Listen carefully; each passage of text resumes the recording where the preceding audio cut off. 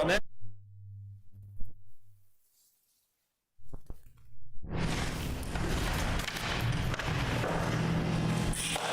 Okay, good.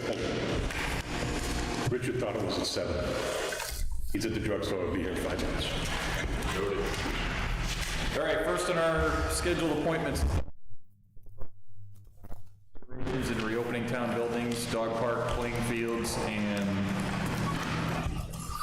The library, yeah. As you can see, there were 47 recommendations. I'm going to recommend that a selectman or a group of selectmen, Rich St. Hilaire and myself, Rebecca, get together and prioritize these. I don't know what Rich's staffing capability is to implement some of these. Some of these are going to be very easy. Some of these will affect other policies. So, I mean, we can go over each one. We can do it tonight if you'd like, but Rich is going to be very integral in instituting these, and the selectmen are going to be integral as far as finances go. So unless we want to look at it tonight and prioritize them, that's fine, but if you look at 3 minutes each at 47 of them, you're looking at an hour and a half at least. So, whatever you want to do, you know. I mean, how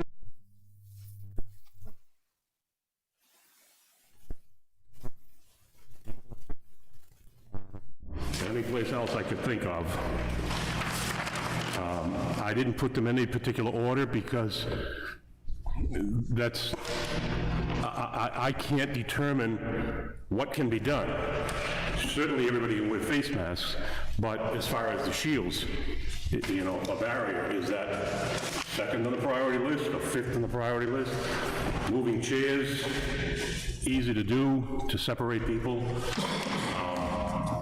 well, I guess the big question is, obviously, increased physical space, everybody has to wear face, all those things are pretty standard things. Yep. I mean, which ones specifically are there questions on, or do you think needs to be assigned priority? Well, it's not, when I say priorities, how do we institute them? You know, if we say, you know, wearing a mask, everybody has to wear a mask coming in here, that's a no-brainer.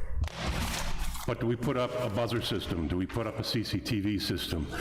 Do we put up signage?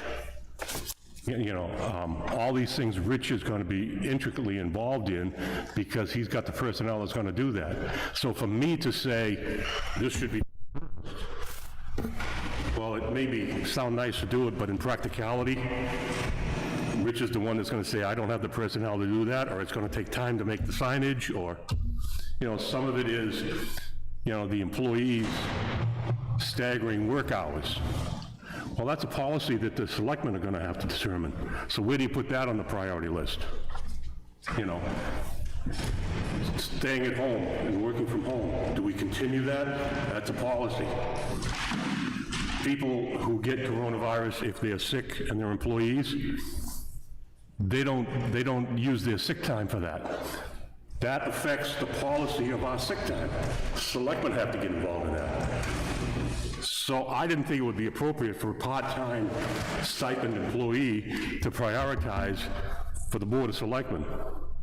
I figured it'd be much easier if a period of, you know, a number of you, and Richard and I, based on the needs, based on the ability to do it, would sit down and, you know, come up with the best way to institute these. So I guess the first question is, when is the state recommending that we reopen?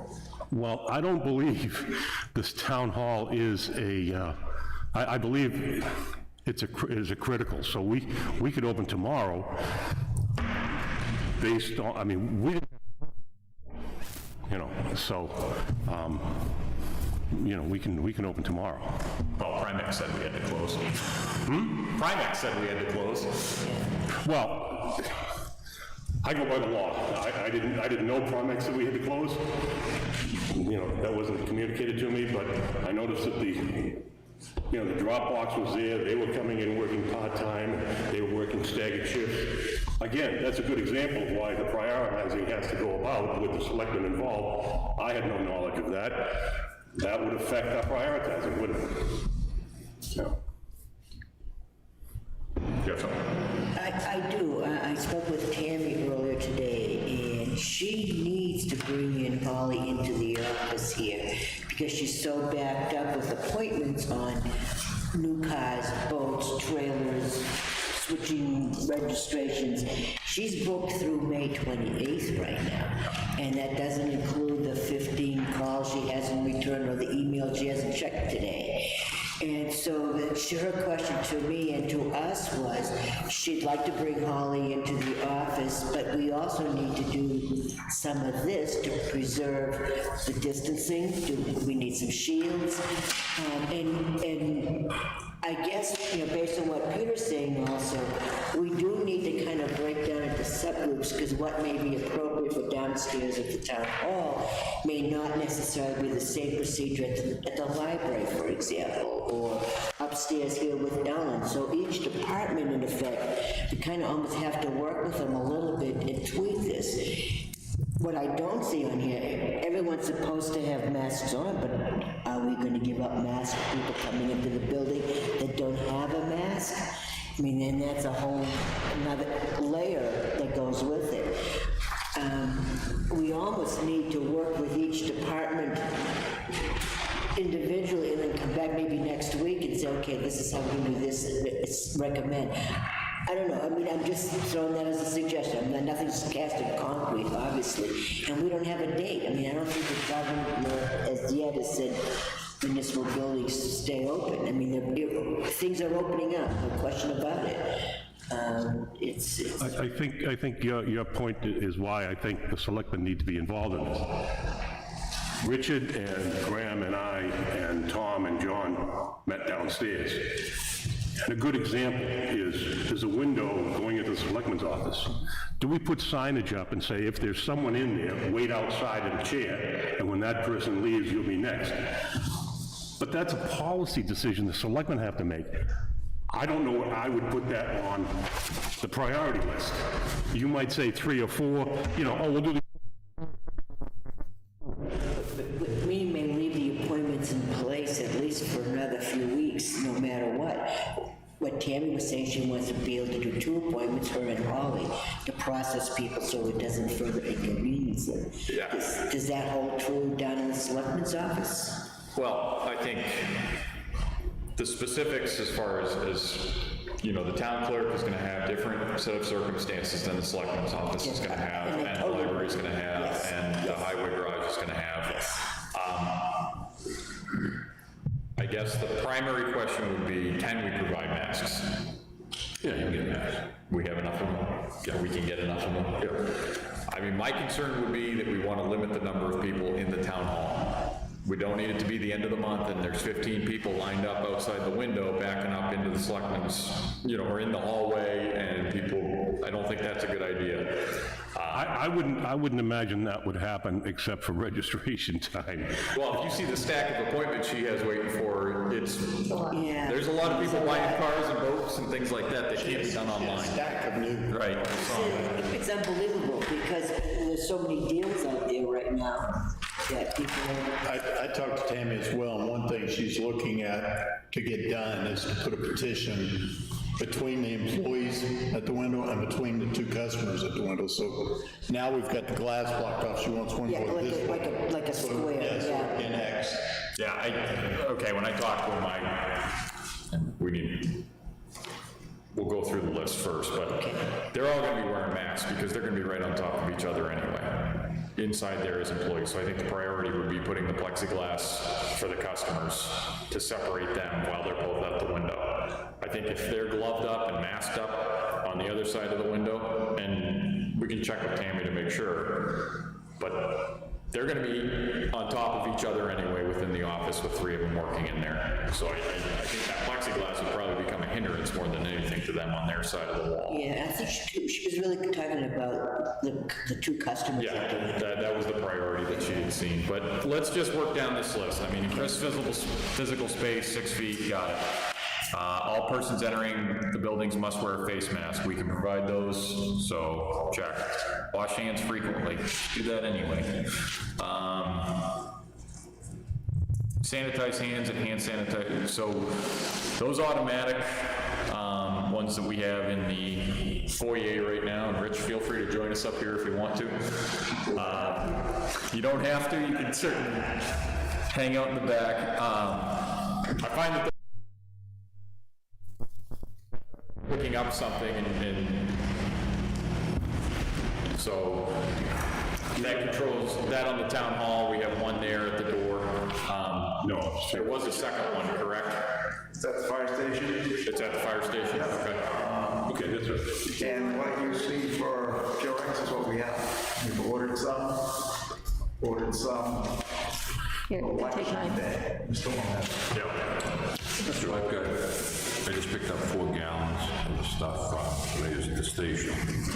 Picked up some of the little bottles that you can put one on each desk for each employee.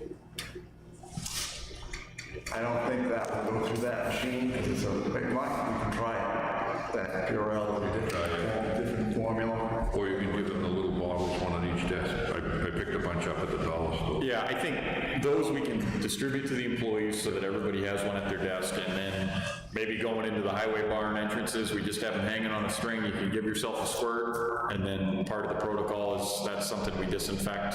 My guys are all set. We have a policy been in place at the highway garage for weeks. So are we still locking the door there, or so we're just not gonna, I mean, we're gonna have to open that to the public at some point, aren't we? Or do you like the doors being locked? I like it the way it is.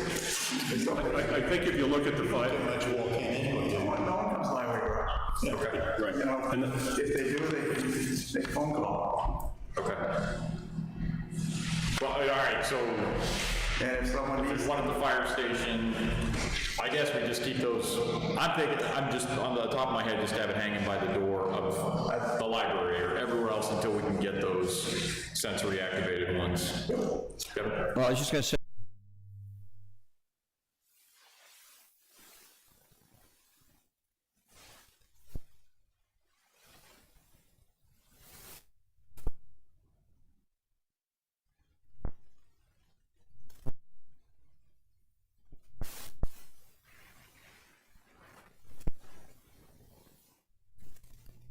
I mean, there's still quite a bit in that one that I saw at the town hall. That's probably getting the most use. if I may, this is kind of why I thought we should have a Selectman and Richard, because we're talking about we could, but we haven't actually come up with a formal plan to do it. Well, that's what we're trying to do now. You want to do this now, that's fine. It's just that. We're all here. And that's okay, you know, I just, And we still may have some follow-up to do. Yeah, there's a lot of easy ones we can just knock out. you know, I didn't.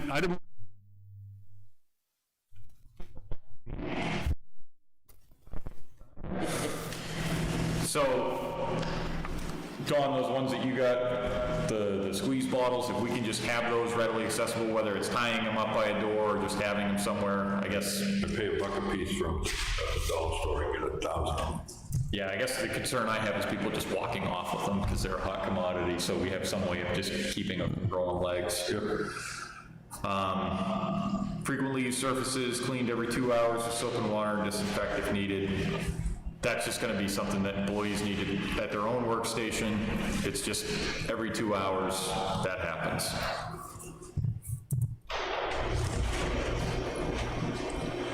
I think number 6 is good, especially downstairs at the Selectmen side where people are jammed in. Yeah. We've already talked about. By staggering the shifts. Maybe the, But does that mean you'd be opening to the public regular hours, Susan? We just talked briefly about doing appointments like Tammy is. Okay. But working opposite days too. And I think the bigger problem is you and Robert are gonna have to be, him in the morning, you in the afternoon, because you guys are doing appointments and bringing people in to those offices to discuss. I think, I haven't talked to Robert, but I think my recommendation would be that I would be available my regular hours. Okay, as Susan knows, you don't. I was in this morning from 8 to 9, did 2 well permits. Last week, because I had to get to the computer. I approved 2 or 3 septic systems at home at the kitchen table, and then came in and put them on the computer 8 to 9 before anybody was in here except for Tammy. At least for the health department, I would recommend that I would work at home. I'm only an hour away, but I would have still the same hours, let's say 8 to 12. An hour away, would you move? Pardon? You drive really slow, don't you? What'd I say, an hour? Okay, yeah.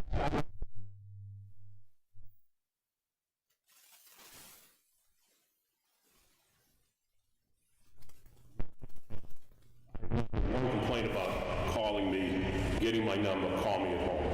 I've done bed bottoms, I've done septic systems, I've done finals, I've done wells, I've done inspections, certificate of occupancies. I would recommend that my hours would be 8 to 12, the regular hours I have now, 8 to 30, but anyway. And I would come in and review and everything at home. If they need me to come down, but I can probably do 90% of my work, if not more, from home. And be quite honest with you, I'm a diabetic, I'm 74, that heart condition, and my immune system I have to take medication for. I'm gonna minimize coming into this building. No offense meant, but me, it's a life-threatening situation. It's not, oh, I got the flu, I'll go to the hospital, I'll go home. No, I don't disagree with that. I guess the I point want is, to minimize. Oh, no. you would do it in the afternoon. Because if you have to meet with someone and Robert has to meet with someone, suddenly we have 4 people in your office, And that can't work. all within 7 feet of each other. Robert and I can work that out. Yeah, but I'm saying, you're still gonna have things you have to come into the office for, and he's still gonna have things. He's been coming in the office as well, and nobody's been running into each other, but as things ramp back up, we're just gonna, and that's fine, you and Robert can discuss that later, but it's gonna have to be someone's in the morning and someone's in the afternoon.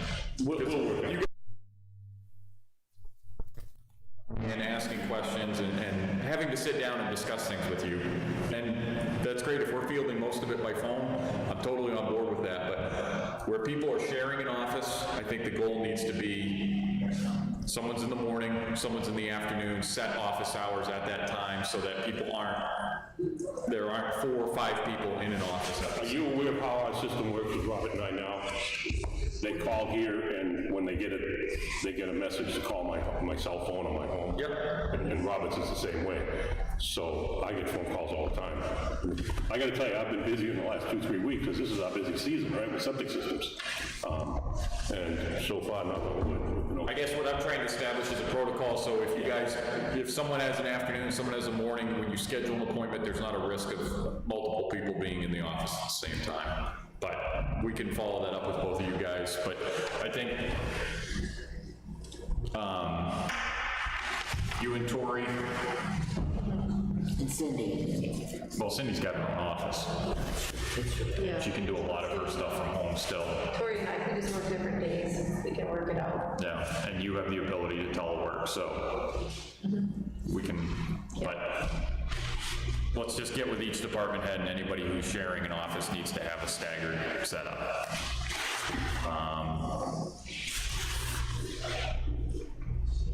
Ask for employee recommendations. So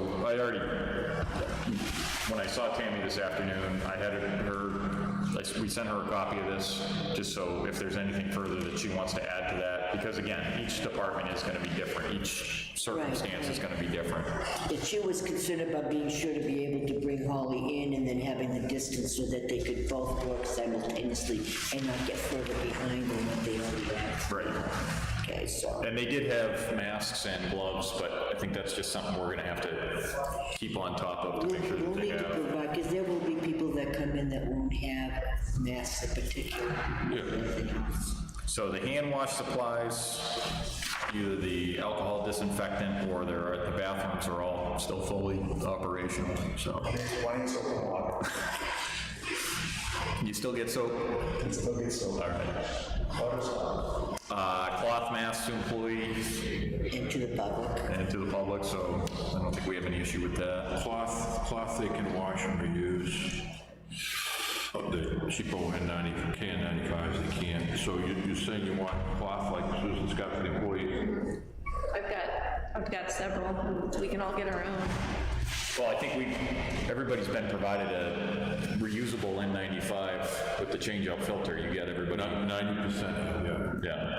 I think if someone wants a more stylish one or more comfortable one, that's up to them. But I think whatever, and I know there are a lot of people making the masks in the public, so if someone needs a place to donate them, that's one we can give to customers when they come in. It's just to reduce the transmission of someone coming into the town hall, right? But the ones we give out to the public should be the disposable ones. Right. The cheapies like this. Yeah, Yeah. exactly. So the plexiglass on the counters, we discussed for the town clerk, and I talked to Rich about that earlier. When this meeting's over, I'd like to finalize what we're doing downstairs. This is the last day for good ideas, because tomorrow our meeting's, we're getting a drawing done, and it's getting complete, so, as far as the town clerk's office, we have an idea on that. They've already got the glass. We have a temporary setup for the selectmen's office, but the long-term plan is to get a more set-up system that is permanent. Employees who feel symptoms of COVID-19 while at work should go home. I think that's a no-brainer. Again, I took these from the CDC recommendations on it, you know. That's fine, Peter, yeah. Same as number 12, limit physical meetings like we were discussing, just have where people should have the ability to have a place to meet, but it should be at staggered times so they're not doing deconfliction with someone else. After we go through all this, could we talk about the land use boards and maybe look ahead to June? Yep. Okay, thanks. When cleaning, disinfectant, wear gloves, okay. Use appropriate disinfectant, okay. Disinfect 24 hours after the building is closed. You guys you disinfect in the morning when your crew goes through. Yeah, I think that's within 24 hours also. Okay, now that had to do with a health department recommendation that if we disinfect the building before we open, you should do it 24 hours before you open. So I was thinking like on weekends, if we decide that we're gonna want the employees to come in and wash down the walls or what have you, you should do it 24 hours. Again, I didn't want to make the decisions for you, so I threw it in there. Yeah, I mean, Rich's guys have been keeping on top of it throughout this entire time, so it's probably the cleanest these buildings have ever been. It's a beautiful thing. Educate employees on how the virus is spread. I think, that'll be on the department heads to just, as they're getting masks to their people, just encouraging them to wear them at all times to reduce the transmission of that. But obviously there are certain tasks that, if your guy's out cutting a tree by himself, he doesn't need to be wearing a mask. Soap and water, disinfect. We do have the Zoom account. We can do virtual meetings, and have we shared that information with other departments so that they can utilize that? A couple of questions, and I've offered to set it up, or Yeah, if you can just make yourself available to help people with anything like that. because I can start them up from home for that. Okay. So I do have a question on that, because I have my own Zoom account, so I've set up my own meetings. Is that okay? Does that take care of the right to know law? I don't have the board, so I don't have to have open public meetings. Right. So, You just meeting with your staff, you mean? No, if I'm salesman, getting these quotes that I got, So rather than see them in person, you're doing the Zoom, yeah. That's not a public meeting, so. it's not a public meeting. And therefore not a violation. Just didn't want to be overstepping. yeah, there are meeting, which we have in the past, and I think there's a memorandum on that that's pretty explicit on how it's done and what needs to be done, but if it's just you meeting with vendors and things like that, that's not an issue at all. But we'll get it out there that Susan can provide that information as necessary. Clean offices, common areas, bathroom, once a day, so you guys are doing that. CCTV and buzzer system to allow individuals into the building. So that'll be part of the package that we're doing for the offices to control, basically from the selectman's office, we'll have a point of control, and from the town clerk's office for that. I've got a quote for that. It's only one quote, it's only one vendor I talked to, so just so you know what you're talking about for numbers. For audio, the audio video, it's about $8,700 to do the town hall, and it's about $4,400 to do the library. And to do the glass counter at the town hall, the way the counter's set up now, just to get an idea what it's going to cost for footage, it's about $4,000 to do the town hall, and it's about $6,000 to do with the library. They want. What counter is this, Rich? What counter is this? At the library, when The front desk? front desk, the desk and the workstation. All along that front? Yeah, not the whole thing, but most of it. Okay, and that's $6,000. Yeah, and something in the children's room, for the children's library. And why would we need a separate, this for the glass and the divisions? Yep, just separate the, Plexiglass, that type of thing? yeah, this is actually tempered glass, cut tempered glass with cut throughs, you know, like you'd see in back. Okay, okay. Professionally done. Yeah. And we do it for $500. Yeah. But you get what you pay for. Plexiglass will be so scarred up in a month that You won't be able to see through it. You know what, it's temporary. maybe. That's, well, it could be temporary, you could be up and running next Monday. None of this is gonna happen. You're not first in line now, folks. We're late getting into the game, so you're gonna wait.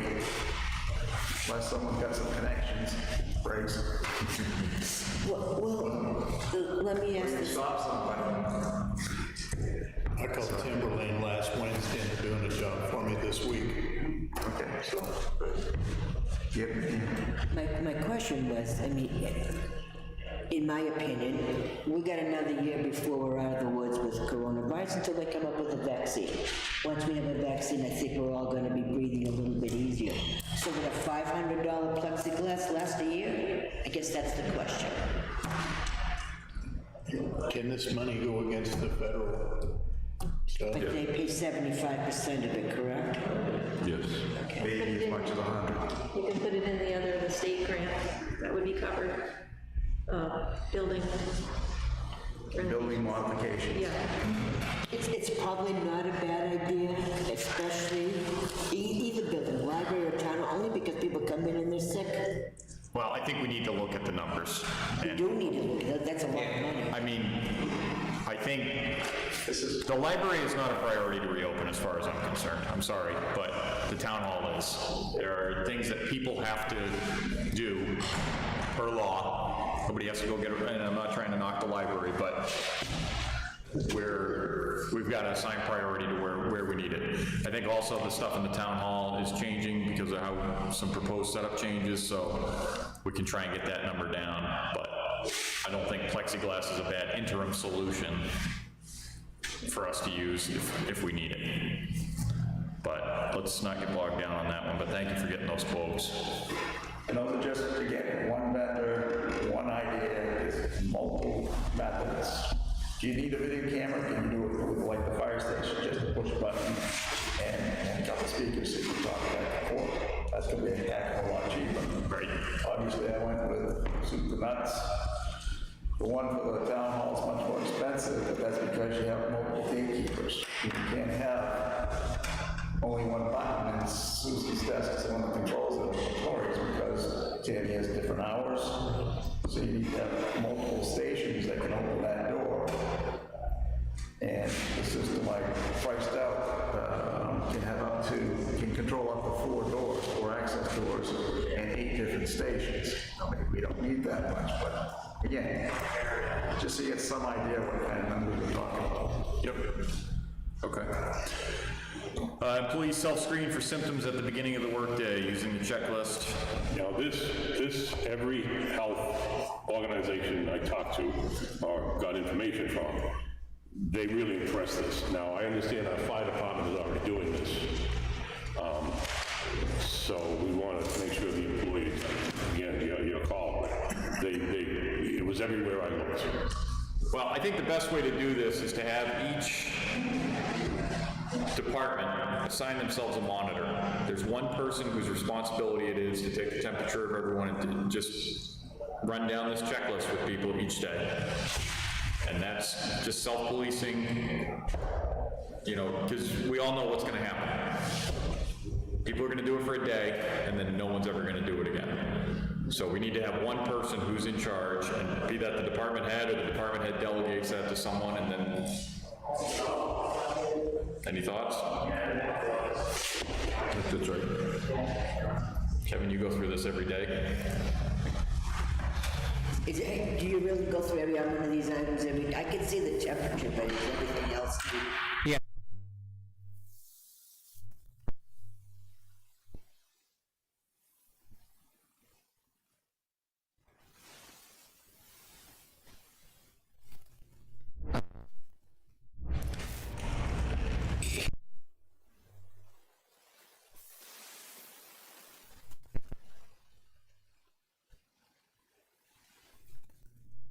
Thermometer? Okay. Yeah, we use it.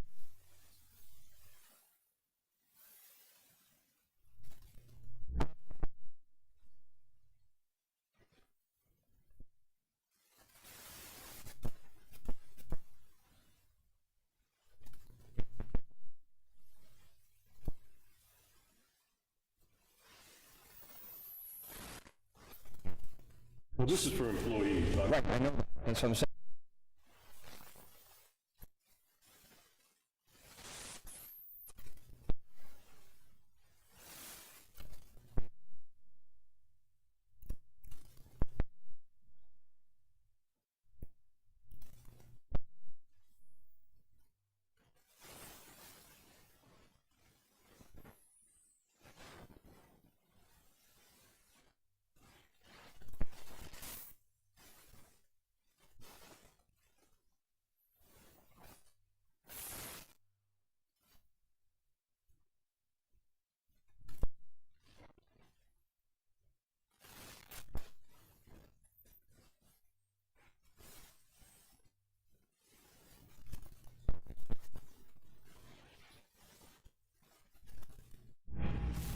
I could get one, yeah. Yep. All right, limit number of seating, we're already doing that. Well, actually, what I was thinking there is like the hallway, don't bunch them up by the selectmen, I mean, by the tax collector. Yeah, I think the intent is to control all access to the One, building. you know, so one that was- across, again, my feeling would be one across from the selectman's office, big glass window, sign, if somebody's being served, wait your turn, or, you know, wait until that person leaves and the next person comes in. So, yeah. One thing I talked to Tammy about is finding some sort of either a web-based way to text people, or getting them a cell phone that they can text people when they can come in. So they're not using their personal cell phones, but a way to send someone a text message if they're waiting out in the parking lot and there's 4 people deep. Obviously, scheduled appointments would get priority, but if someone only takes 2 minutes to do something and there's an opening, you can text someone, they can come in, or you can give them a call and they can come into the building. But I don't see us allowing more than 2 people into the town clerk's office for certain. I mean, there's 2 people to do the work, there's 2 people to be serviced at the same time. And I think that keeps us from allowing too many people. The flow of traffic will be the challenge, I think, to keep it flowing smoothly. Unless we want to station someone at the door, which is insane, but, I mean, we could do that, but I like the idea of texting, if you could get people in the habit of texting in, I'm in the parking lot, and see about this, that, and the other. Although right now, I think for the next 30 days or 40 days, whatever, when we start this, we try by appointments only, and get that rhythm going, and then expand. Maybe the next phase would be the texting and coming in randomly, but texting in to get in. You know what I'm saying? Does that make sense to you, Phil? Well, I think the larger issue is people aren't showing up for their appointments. People are showing up late. Oh, is that right? That's what And so what it's gonna have to be is if you're late or you miss your appointment, you're at the mercy of when You get the time back of the allows. line. And there are gonna be people who just swing by, but I think priority goes to people who show up on time for their appointment. So is the,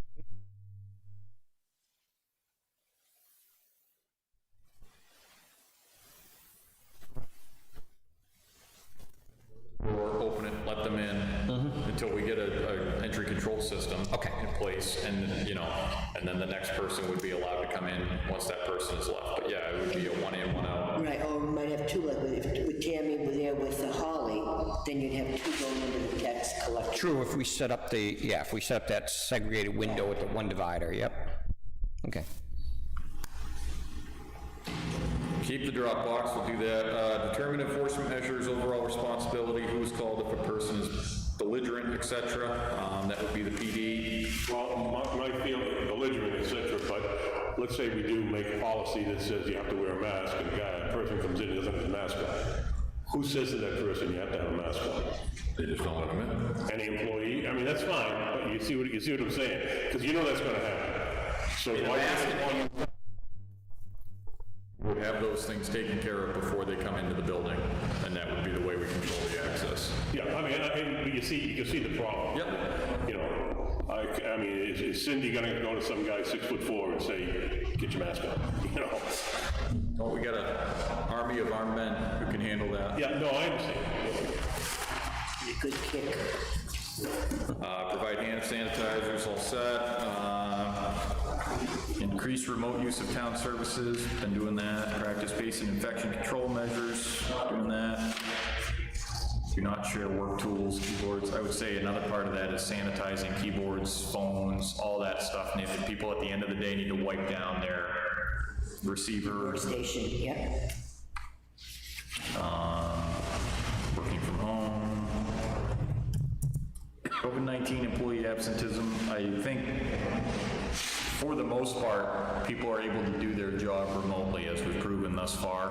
I think if someone's self-quarantining or something like that, they would just continue to do so, continue to work from home, and we address it as, you know, if something incapacitates them, then we react accordingly. Federal law allowing for paid sick leave for COVID. Okay. Update employee policy. I think, Phil, from a personnel perspective, from Prime's perspective, they want basically the board of selectmen. You touch something, an addendum to your personnel plan, so that it's clear about sick time, not using your sick time if you're going to stay out for 2 weeks in quarantine, things like that. Primex. You really need to change, even if it's just a temporary selectment for the next 6 months. Any COVID-related illnesses, sicknesses, whether it's just stay home, take care of your kid, because they're not in school, you know, daycares aren't open, all those things.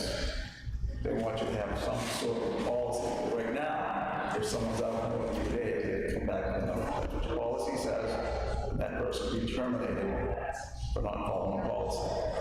So, finance says, you need to change that personnel plan. I can get you the counties exact.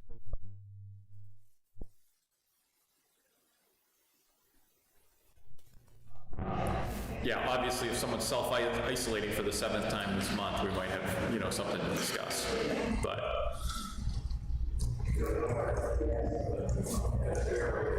Employees should open mail while wearing face mask and gloves. Mail should be prioritized unless priority mail should be processed after sufficient waiting time. How is that working right now, Susan? The mail. Most of it is coming, it's either sitting on the table for a while before we touch it, or it's coming through the window for a while before we touch it, so I haven't been too concerned. Maybe I should know more about how long they can stay germy. Yeah, It's no more than 24 hours, it's minimal on paper. I pick it up, I pick my mail up, town's mail, Tammy's mail every day. I sit at the kitchen table, try to spread it out. Do we have any of those UV lights? It seems that those are proving to be. I don't think the town has any. Do you have any, Rich? I don't have any. We have a water system, but Might have some road lights. I'm almost positive it's 24 hours. You know, I think what could be done here is either a face mask or the shield with gloves, open it, prioritize it, say, we can answer these tomorrow, these need to be handled right away. The thing is, you probably want to wear gloves, whether you want to wear a shield or a mask, it's up to you, but you don't know what the mail is until you open it. And, you know, it's coming in from a mail person, but 100 people have touched it beforehand, so why take the chance? Okay. Yeah, we'll provide the PPE. People should have gloves and a mask on when they're handling mail. Rich, for clean ventilation systems, could we, when's the last time we changed the filters? they get done in 30 days. Okay. pretty good.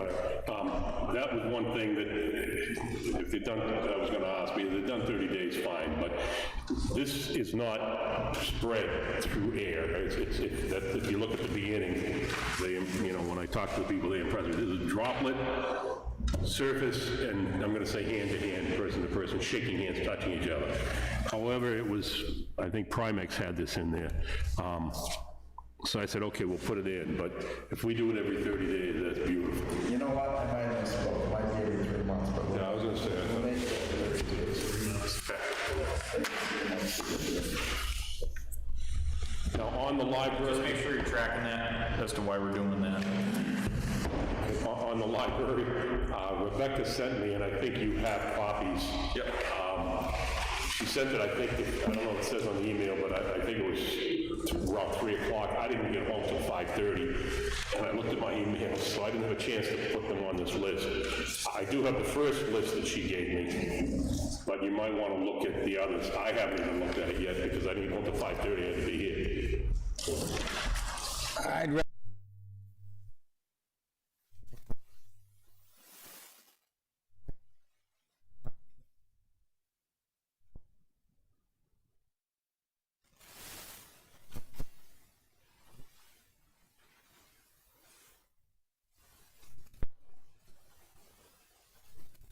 Pretty good government is the first thing, but I know there are a lot of people looking for the library. I agree. I totally agree, I'm not disagreeing with you. There's gonna be a mass of people that go in there, That's more than the exactly town hall, so let's make sure we can kind of handle this. The other side of that is we need to meet with the trustees, because we don't really have that much jurisdiction over the library. I mean, we do in this, but we don't, it's very murky, so I would prefer that we, you know, Pete, the board, and the trustees all meet there and kind of go over things Everybody on the same step by page. step. Yeah, I I agree, you know, we get this running first, and we'll go from there, so.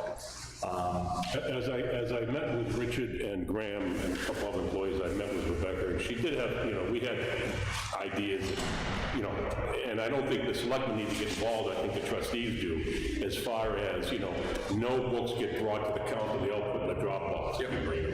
You know, so a lot of these, I think, are really decisions for the trustees, not the Board of Selectmen. So I'll communicate to her that maybe she should prioritize or whatever the Board of Trustees and then come to the Selectmen. Yeah, when they're ready, we can meet with them. Right, and help them along, because they too would qualify for some of the COVID money, correct? So that's important that they know how to do the paperwork and so forth to get reimbursed accordingly. Did you hear the meeting? Did I hear correctly at one of the noontime meetings, we can't even give the library folks masks? I didn't hear that. Masks are only for first responders. Yeah.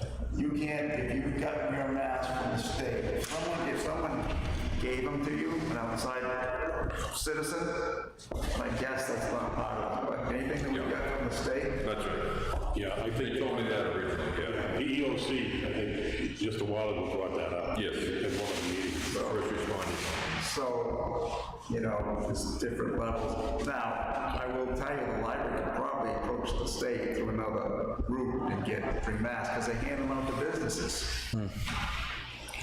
Well, then we need to direct Rebecca to look at what those other opportunities are. Well, that's why I think most people today know to have their own masks.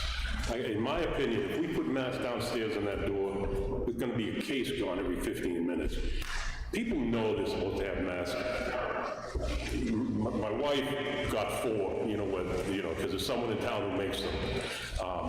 Anybody who doesn't have their own cloth mask today, it isn't in the real world, in my opinion. So, you can supply them down there if you want, but I think if you just have a sign, don't come in unless you're wearing a mask.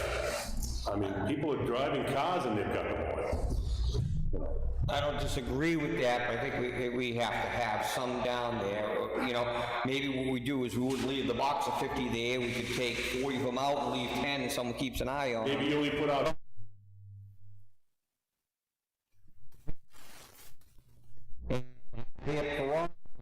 They come to the building. We have to provide it for them, so. If you're keeping the door locked, how does someone get in the building? Oh, you're right. Without a mask? Don't let them in unless they're. You refuse access, put a mask on, you can come in the door, otherwise the door stays. True, you're right, forgot about that aspect. We found a new use for the mailbox. There you go.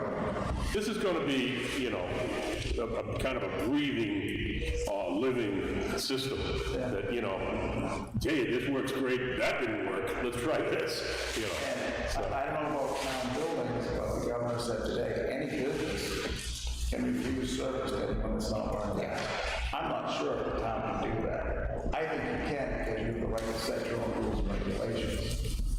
Like the select board and the board of health have that right. If that's the rule, get service in the town hall, that's the rule.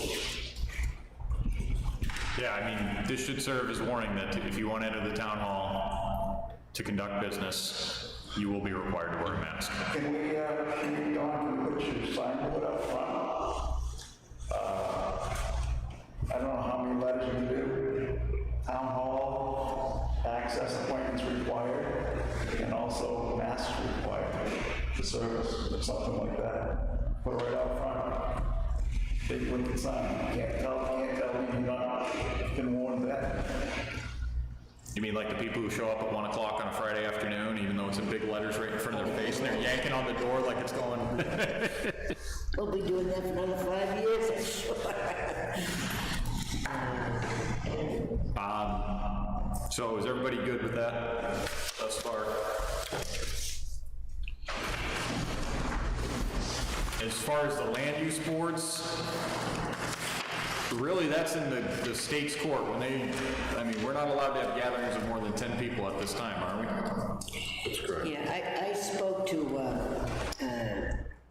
Glenn Koppelman so that we coordinate ZBA with the planning board. Because they had tentatively scheduled a postponement to May 19th, the Tuesday, the third Tuesday. And of course, we've got 3 hearings that we've carried, the ZBA's carried over from April into May and then into June. And one of the petitioners wasn't too happy and unfortunately gave Susan a hard time about us not knowing how to deal with technology, which is not the point. With land use board, usually you have Mylars, you have plans, you have a lot of documentation. It's not easily visible to someone that's zooming in on a meeting. It's one thing for us to be talking and make some decisions accordingly, but a little bit different, I think, for the land use boards. I haven't talked to Glenn about June, but I know from the ZBA perspective, I'd like to see us try in June, but that anyone has to sit outside there that doesn't. If we hit the 10, anyone else is going to stay out in the hallway. I think there's also controlling the access, because the fully constituted planning board is how many people? 8, 9 people? They hit the 10 automatically. Yeah, and then if anyone wants to come in and comment or anything, It's even more problematic. and again, you can't force people to be out there and one person can come in and comment because they won't hear what was said, they won't hear the response. You'd have to have I know. there's a lot of technical issues that go into that. And like you said, there's huge pieces of paper that you Right. can't just send in an email. Right, it's not the same as a normal public meeting or hearing, for example. Those are hearings, but the data is voluminous. I guess I'm bringing it to your attention, we can play it by ear, see what the governor says and how he opens up is getting serious. And they'll have to do more than one meeting a month to get caught up. I just want to make everyone aware that it is a concern. And everything is starting to open up. If we're gonna have dentists, I'm sure we're gonna have land use boards. And the dentist got to open up today. And that's the mouth thing, so. It's serious. I mean, I have heard of other towns that are proceeding with, you know, their planning board meetings. What was the one they were out in the parking lot? Right hasn't stopped. Ryan never stopped, is that right? Well, I may go forward with the zoning only because we have a 5-person board, Susan makes 6. And we make them sit in the hallway. It's the only thing I mean, if you want to proceed forward. We'll have another meeting before then and I'll update you and we'll see what kind of response I'm getting, but I'm gonna, as a ZBA, I'm gonna have to put in a legal notice next week if I'm gonna have a hearing on June 11th. I just don't see how you can legally have public input if you're limiting the amount of people in here and limiting their ability to hear and see what's being presented. I don't see how that's possible. I mean,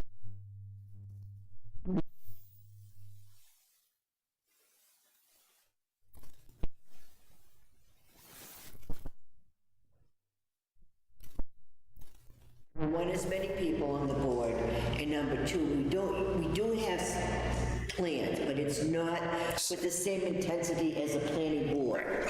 So maybe we'll try the zoning board first and see how that goes. And maybe the planning board could even offer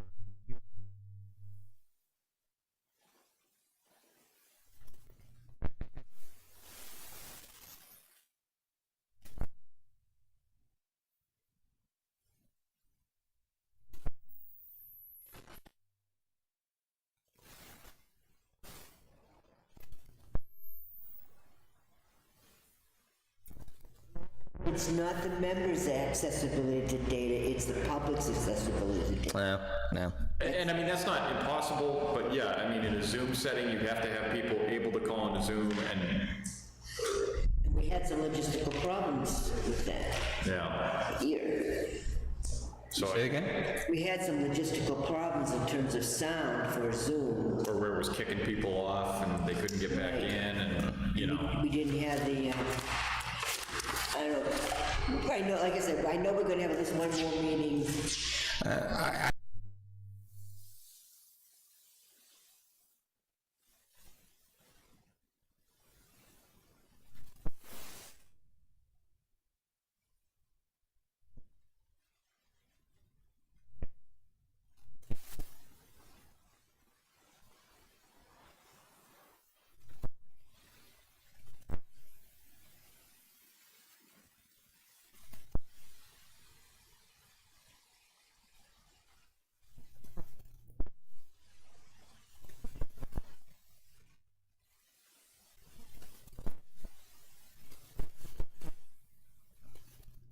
I guess, Okay, let's, I gotta say,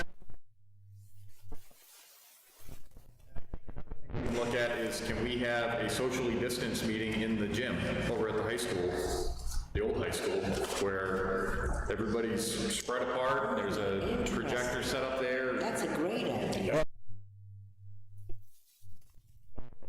The auditorium, because they've got that whole system back there, they may be able to project on screens. I would Be at the new high school. the new high I school. mean, I know it's beyond 10 feet.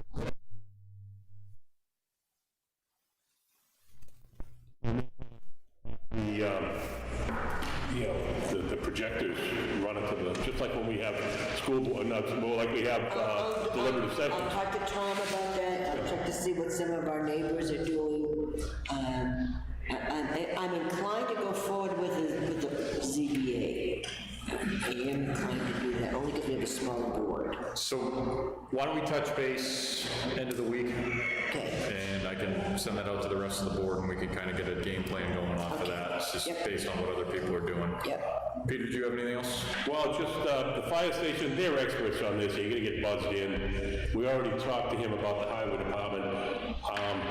The dog park, I'm not sure, I mean, unless we're gonna put a lock on it, people are gonna go, but I would. It is locked. There is a lock, yeah. Okay, well, okay, but officially we should say it's closed, you know. There is a sign that says, And if they, well, anyway, ball fields, we know they're gonna close those. The museum, it's so small, I wouldn't open it, you know, and if we're gonna hold off on the library until the trustees come up with a plan and then present it to the board, I would say close those, keep them. Yeah, I think we should walk before we run here. Let's just see if we can handle it. You know, 300 people go through the town hall in a week and everybody needs a mask, we suddenly have a problem.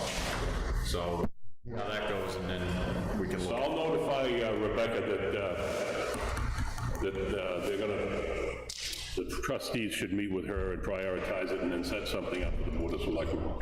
I have an answer request from the library through the Friends who want to hold their plant sale in the Yeah. parking lot of the library a week from Saturday on the 23rd. Is there any objection from the town for us to do that? Let me give you my 2 cents. Okay. Only because, I don't know if you're aware of it, but Richard and I do it at home now, we all do it at home, but there's the EOC meetings. We go to EOC meetings every noontime, Monday, Wednesday, Friday. And the question came up, yard sale and garage sales. And they were saying that you shouldn't have it. Do you happen to remember that? Plant sales. So plant sale, come to a yard sale, I don't know how you want to handle it. You can do I drive. know you can maybe have, and because I was talking to Ellie, and she was saying they're gonna try to come up with a plan, so I'd suggest they come up with a plan and then present the plan before you sort of go one way or the other. We met on, a few of us, I'm a friend of the library, we met on Friday afternoon, and what we were talking about doing is listing the plans on the website, and people have the opportunity to pre-order. We thought we would, the parking lot in the back, near the shed and all that, is square, because you got parking space on both sides. We talked about doing the tables in like a U-shaped, having them park next door, 10 people at a time, one side on the tables for the plants. Yeah. And make a list and so forth. So why don't we get the specifics over to Pete, you can review it. And let him make the decision? No, he doesn't get to make the decision, it'll come before the full Board of Health, which is the select board, and we can. If we gotta act, the reason, the urgency is, it's a week from Saturday, which there's not a lot of time to get the publicity out. So, they still have, the Friends still have to go to the trustees, because, you know, we're not talking going inside the building. They're Is it, talking about the- is it online? Ways to get to some of the plans. It's, If I had my way, I went last year. done in the I went September. last year at the time it opened and a lot of stuff had already sold because people got there early and were buying stuff. Can you get a drive by? I saw a lot of plant sales this weekend. Sounds like it's a mess. So, listen, we gotta. There's no,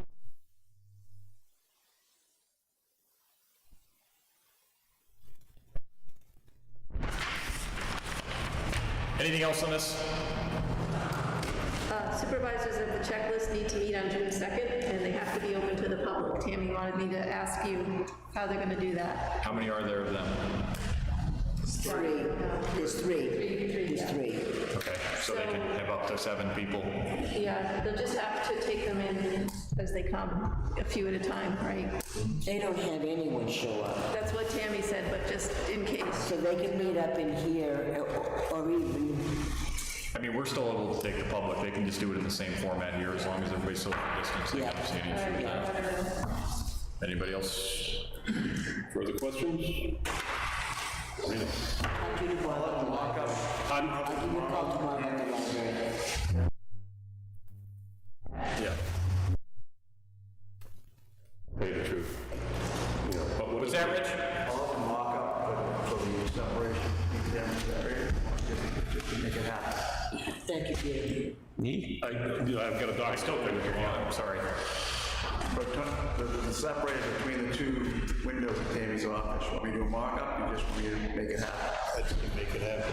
Yeah, I say make Probably it, gonna make a steel frame out of 1x1 tubing, and just mount plexiglass to it, that way you can secure it, just throw them into the floor, go through the ceiling.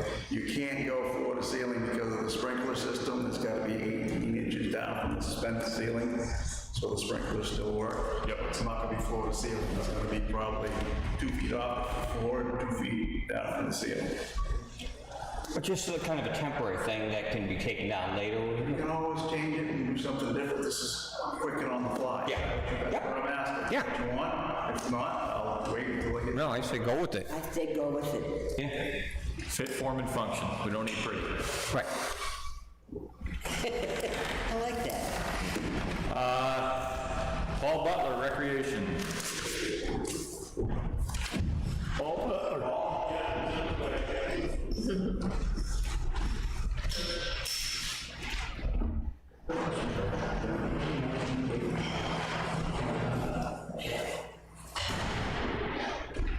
I'm sorry, I was trying to streamline as quick as possible. I'm sorry if I wasn't openly a lot. diplomatic.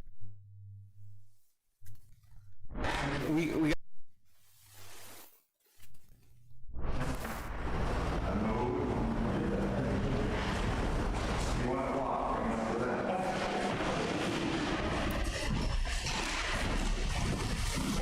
You brought copies, right? How you doing? Good, how are you? Good, not long time no see. It's been a while, yeah, I've been missing it. No. But I'm glad everything worked out. Good, how you doing? How we doing?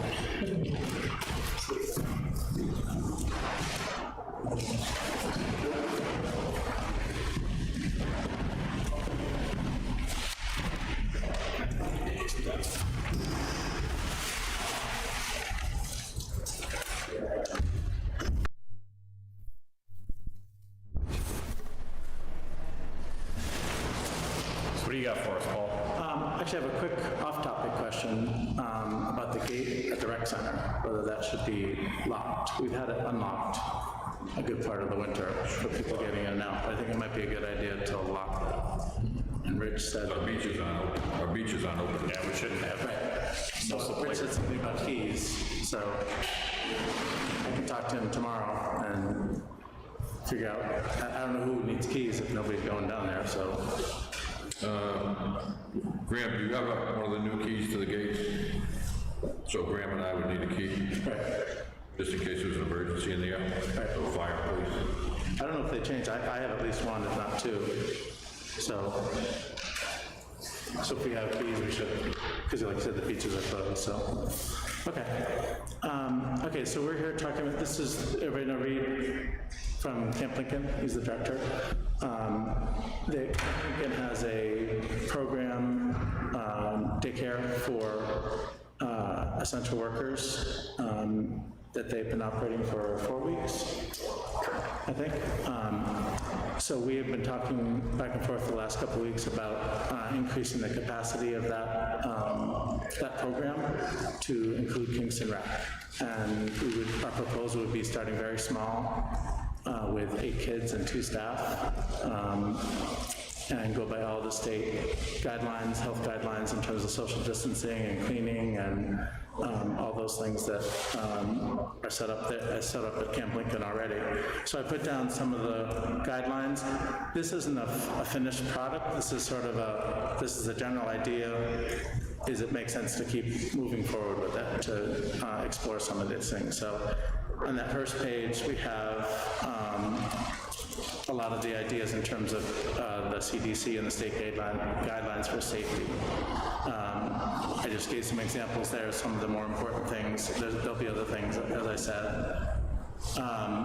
In terms of the cost, I don't think it's going to be something that's going to make money. It might be something that costs money, just because of the high ratio of staff to kids, or the low ratio, like 2 to 8.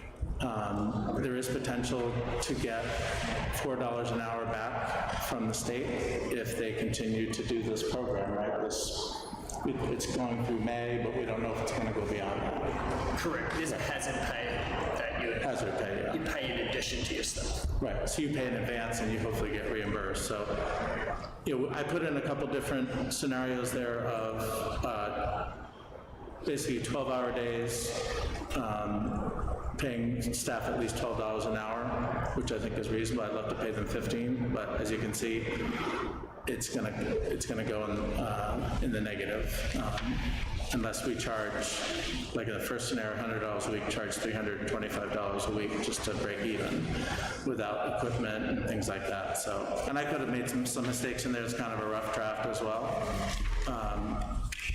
But we're not sure exactly what the demand is and what I think we'd like to start with Kingston residents and then expand it if we don't fill it up with that. I think probably the most we could do is 16 and 4. And having 2 separate groups and keeping them separate, which would be a challenge, but we would start with the 8 and 2 staff, and the thought was to start with older kids to see kind of what the problems might be and what the issues might be. That's what we got, Camp Lincoln did as well. So like I said, they have a program that's working that we're modeling off of and using. Reed's been very helpful in terms of, and his staff that are working on that, been very helpful with that in terms of the development. Then I have a list of to-do things in terms of getting equipment and getting supplies and some various things there. I'd like to talk about the concerns a little bit.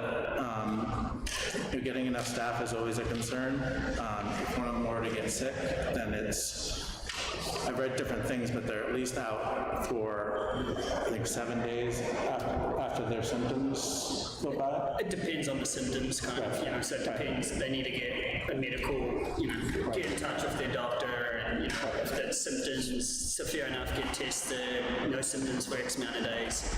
But, essentially, if anyone comes with a small cough, you have to send them home. Staff is challenging to get enough staff. Availability of supplies, I don't know if, I've talked about not making money. Availability of supplies, I assume we can get those things, but I think, we're looking at maybe doing this in mid-June, making sure we can get enough of the equipment and the supplies, cleaning supplies especially, that we need. If we're gonna operate, we do have to get a license from the state, assuming that they're gonna continue to do that. Yeah, it's an emergency childcare designation, so you just need to file with the state and be approved to do an emergency childcare program, as long as it's still a state of emergency. Which we don't know. They might look at that again at the end of May, I think. Correct. So. And it's an application you do through the website. Right. Behaviors from the kids, we can't have kids that aren't going to follow the rules and follow the safety guidelines and such. We certainly have kids at camp at times that are challenging, and we manage them and deal with it, but we don't want to be risking kids' health if somebody can't behave themselves. And then kind of what if we have too many kids? Do we do some kind of lottery? Or what if we don't have enough kids? Do we want to do it? I think children maintaining social distance will be challenging. They want to play and they want to, interact, and they may not understand that. So that would be a challenge. Overall, I think it would be an awesome thing to do for the town and for people, that these essential workers that need childcare. Again, I don't know what the demand is, but that, like I said, this is sort of a draft and see if it makes sense to keep moving forward with it or not. Didn't we decide we were going to shut the camps for the summer? Yes, but that was regular camp. So What makes this different? Still going to be a number of kids there, right? there'll be a lot less kids. There'll be 8 kids. Still going to be kids on site. Yes, We're still going to experience the same issues we talked about, right? potentially, yeah. I see it as a problem, to be honest with you. I see it as a safety issue, to be honest with you. I see the same issues as what we talked about with the older kids. Are you doing it now at Camp Lincoln? Yeah, we're doing emergency childcare, so for essential workers, so anyone, you know, that is frontline staff can sign their kids up. It's run by our childcare, so we have a before and after school branch that works in many different sites, so our directors of our school age childcare branch are overseeing it. But it's, yeah. It's a 12-hour day? It is, you can drop off as early as 6:30 for the shift workers, right? But the kids aren't there, no kids are there for 12 hours for the whole day, but, you know, we want to accommodate for those shift workers.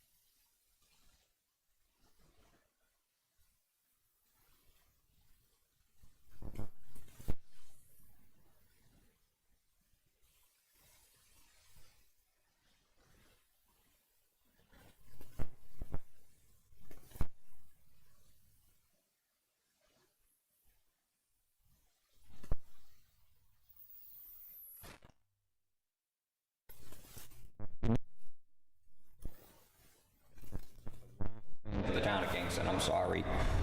No, like you said, the spirit is to try to help essential workers, and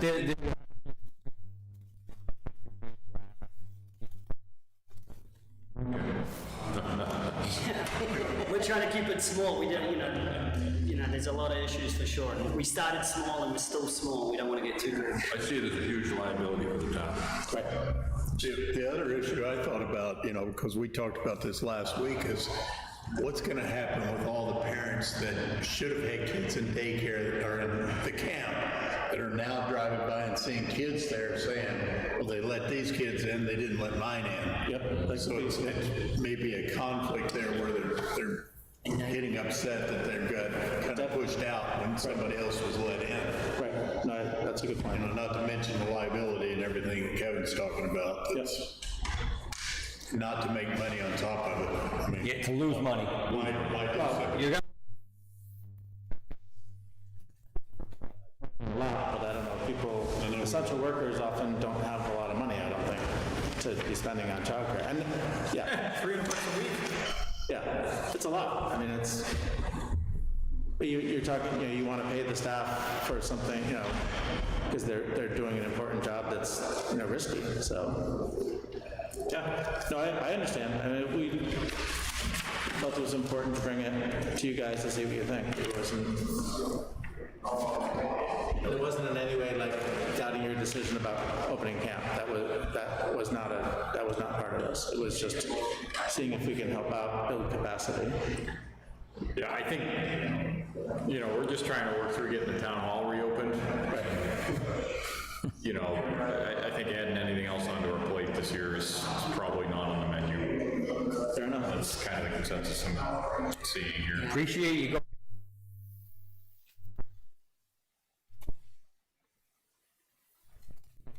No, I wish we could too, but I understand.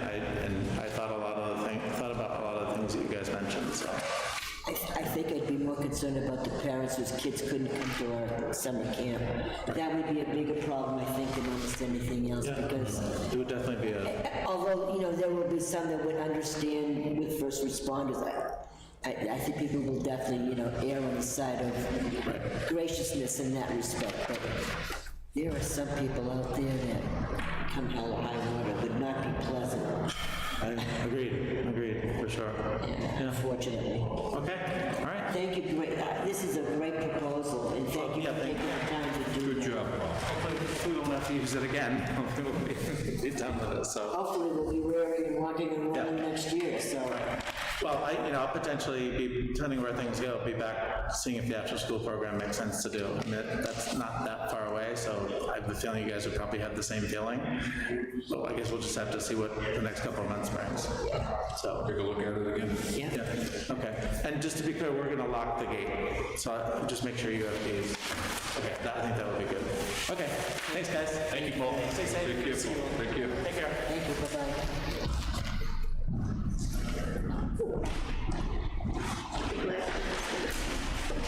I can't breathe. I know, it feels like a... Have another Read sip anyone's of- lips, I'm just like, Let me see if CMA's here. yeah, he's here. Yeah, they're here, they're talking with Rich. CMA? The CMA, CMA engineers, Yes, they're here, right? in the hall. they're next. I didn't want him to read to him, like, no. I could see the lawsuits coming up. What is...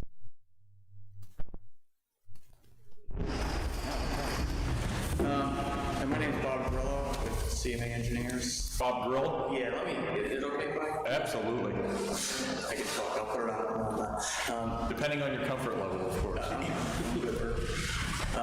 So I'm the project manager for CMA and I've been involved in the site for 20 years. I did the construction and the original assessments. Adam Roy is a project engineer now working with me, and he does a lot of work, so we both came.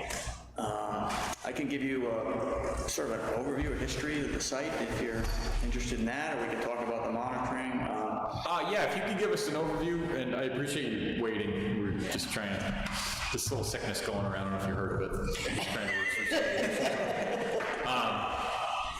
but yeah, if you could give us an overview and just, I think what our road agent would like is just the board to have a better understanding of what's going on out there. And, I think a lot of the history would be very helpful in that, and then just kind of understanding the reports that you guys are producing, so we're operating from a place of knowledge when we sign off on I mean, it. this happens a lot. I mean, we started closing landfills in the late 80s, and, we still have to monitor them, and the boards and the governments turn over, and new people come in and they look at it and say, well, what's going on? Why are we doing this? Why are we paying to do all this?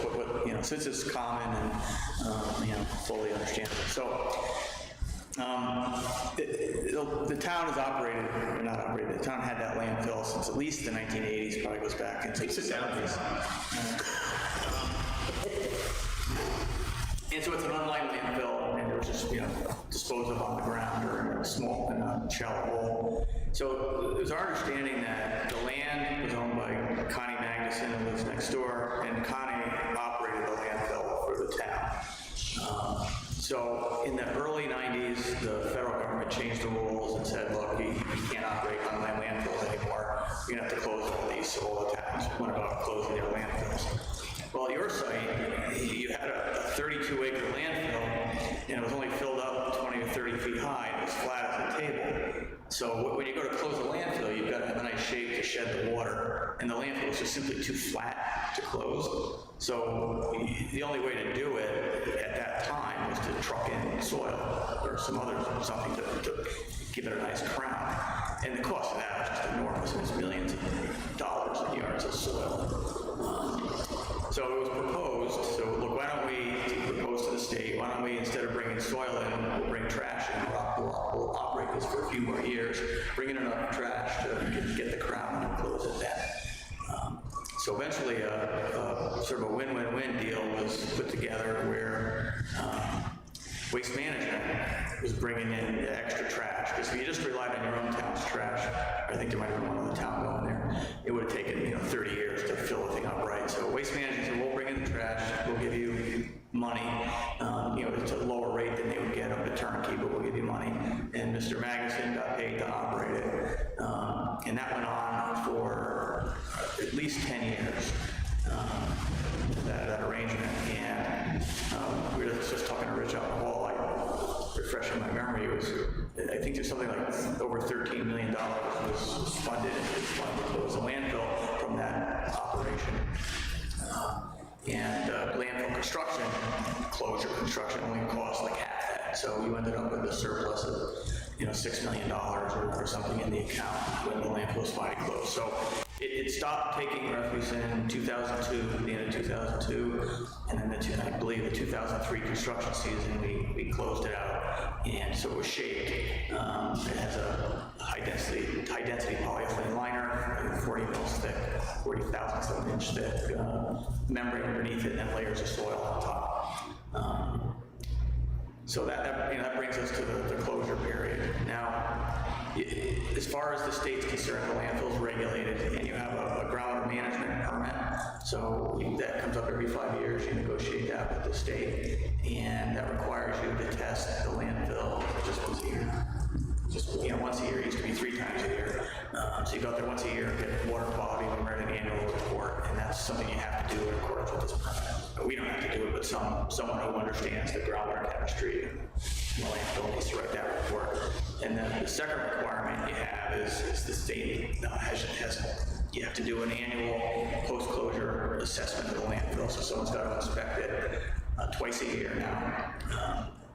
Rich can do one of the inspections.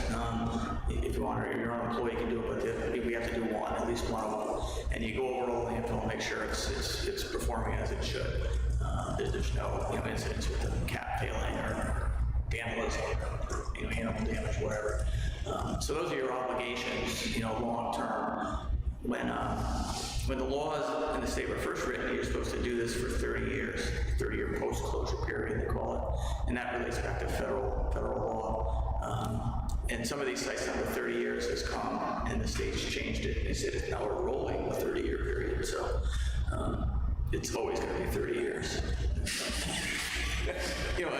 Until you can prove the landfill is no longer, generating gas and leachate, and actually you're headed in that direction. It's not it's cleaned up tremendously. So when we first started monitoring this landfill before it was closed, there are a number of north, Route 125 is on that side, and the groundwater flow is from left to right, and the river is out here, the Little Exeter River.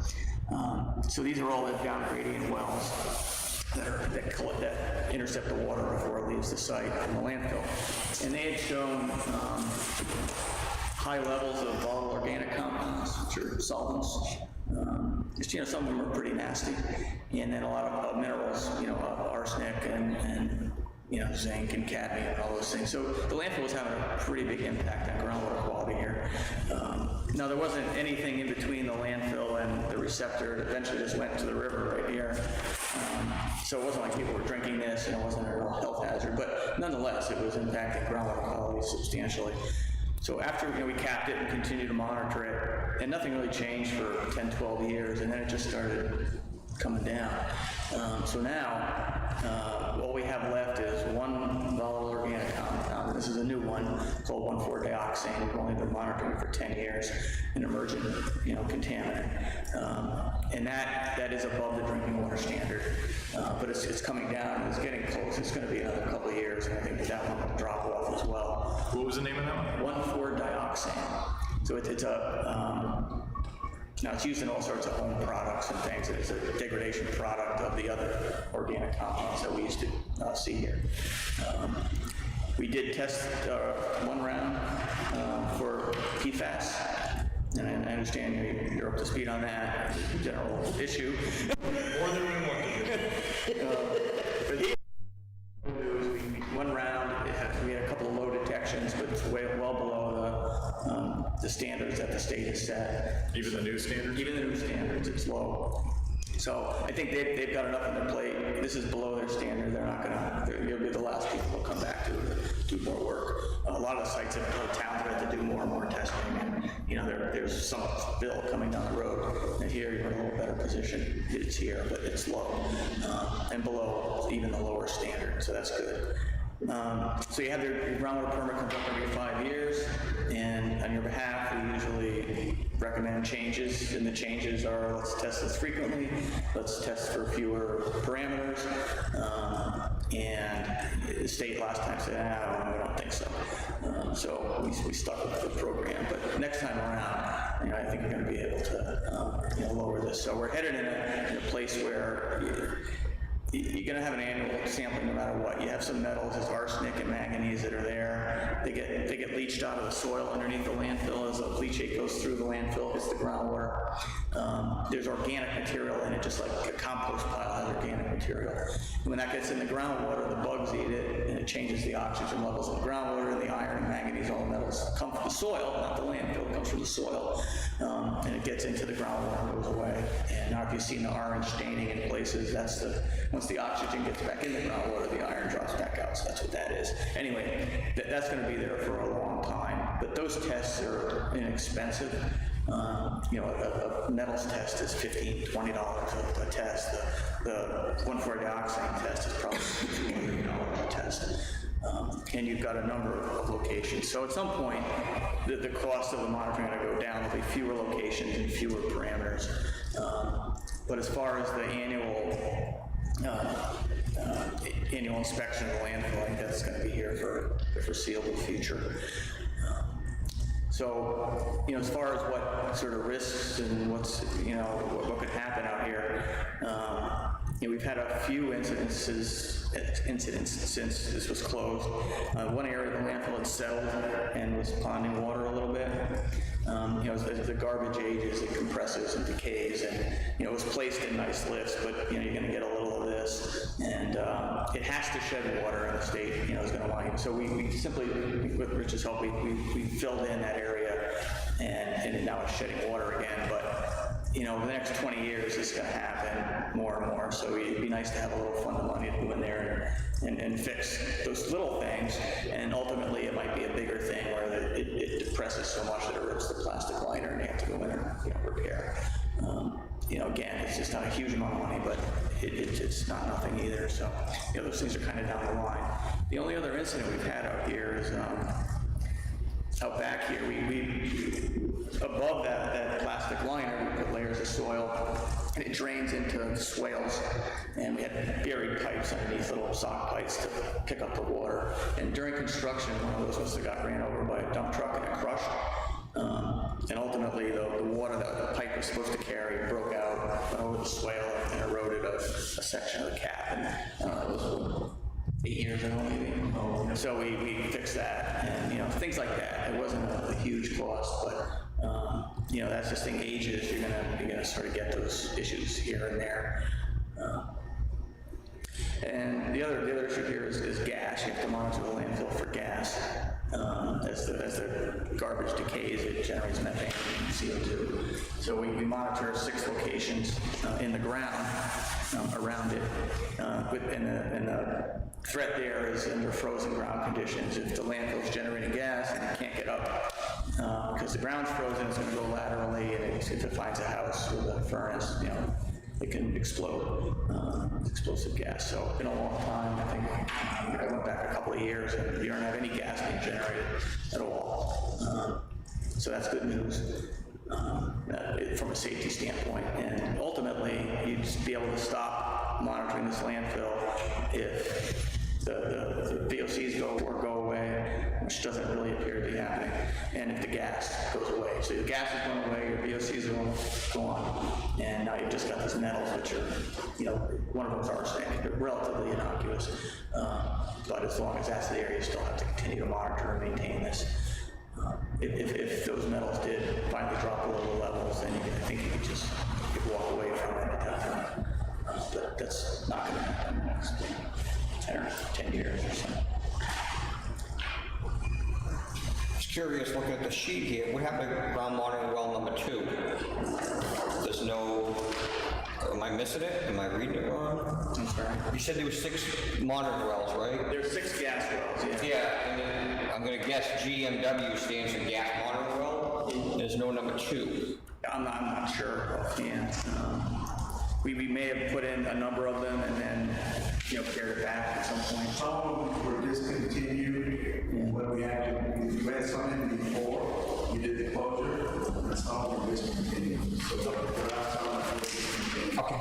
And similarly, there's some monitoring wells out here that have dropped out. So it sounds like, for lack of a better phrase, we lucked out for a dump that the levels are going down instead of going up or finding something even worse. Yeah, no, as far as the contamination here, I think there's very low risk it's going to get worse. Yeah. The trends are all in the right direction. And you really lucked out with the $13 million. Yeah, that was a...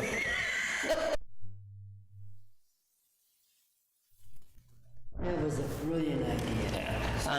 So the only thing you really need to remember is this chemical that we're going to look for the next 10 years. 1,4-dioxane? Yeah. The EPA can come up with another chemical. Yeah. And we will. They come up with chemical they want you to test for. You don't have a choice. They're going to send these guys in the town memo. You're going to test for it. If it's there, you got to fix the problem. So there's actually a term for it now. It's emergent contaminants, and this 1,4-dioxane was the first one they added to the list. It's created some problems, and then the PFAS, as you know. I was involved similarly to this at another site in Laconia, and all of a sudden there were 15 people that had bedrock wells around the landfill that drank the water. The landfill was pretty nasty, but the wells weren't really impacted. They had little bits of things. So every time we sampled, we send the homeowners the thing saying your water's safe to drink because it's below these levels. Then they got the 1,4-dioxane came in and they were still below the levels. And then they lowered the acceptable levels for 1,4-dioxane by a factor of 10. So after 30 years of monitoring these things and telling them their water's okay, we now have to tell them their water is above the standard because the state moved the goal. People always react well to that, though.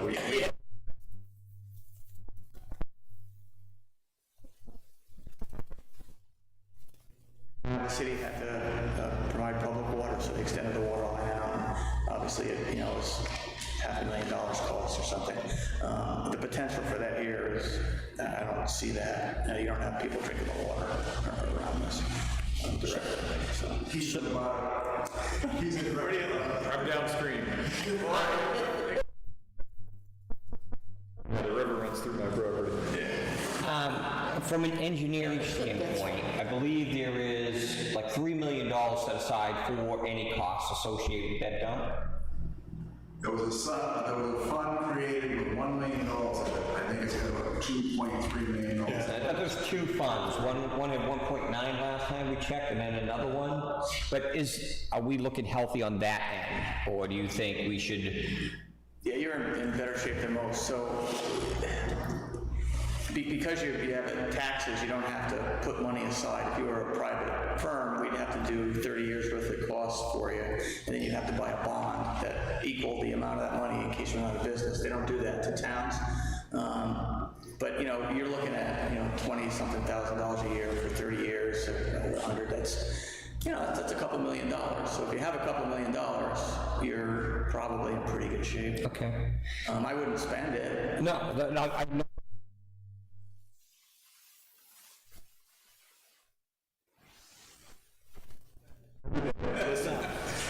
I hear a lot of clear, and that money's gonna grow anyways. Correct. Can I ask another question? The structure of the landfill itself, I know we've talked. Could that sustain if we want to do a solar farm? Yeah, this is a good site for solar. It can? What they want is the south-facing area, flat or south-facing. They need to be near three-phase power, which I understand you have right on the street here. We could do something on the landfill. They need slopes that are 10% flat or flatter. So some of these slopes are too steep. But the whole top area here would probably work. And some of the areas around it might. I don't know if Mr. Mack. You said it was 32 acres. Of that 32 acres, what would be viable? And just a guessing. I'm not holding you to anything.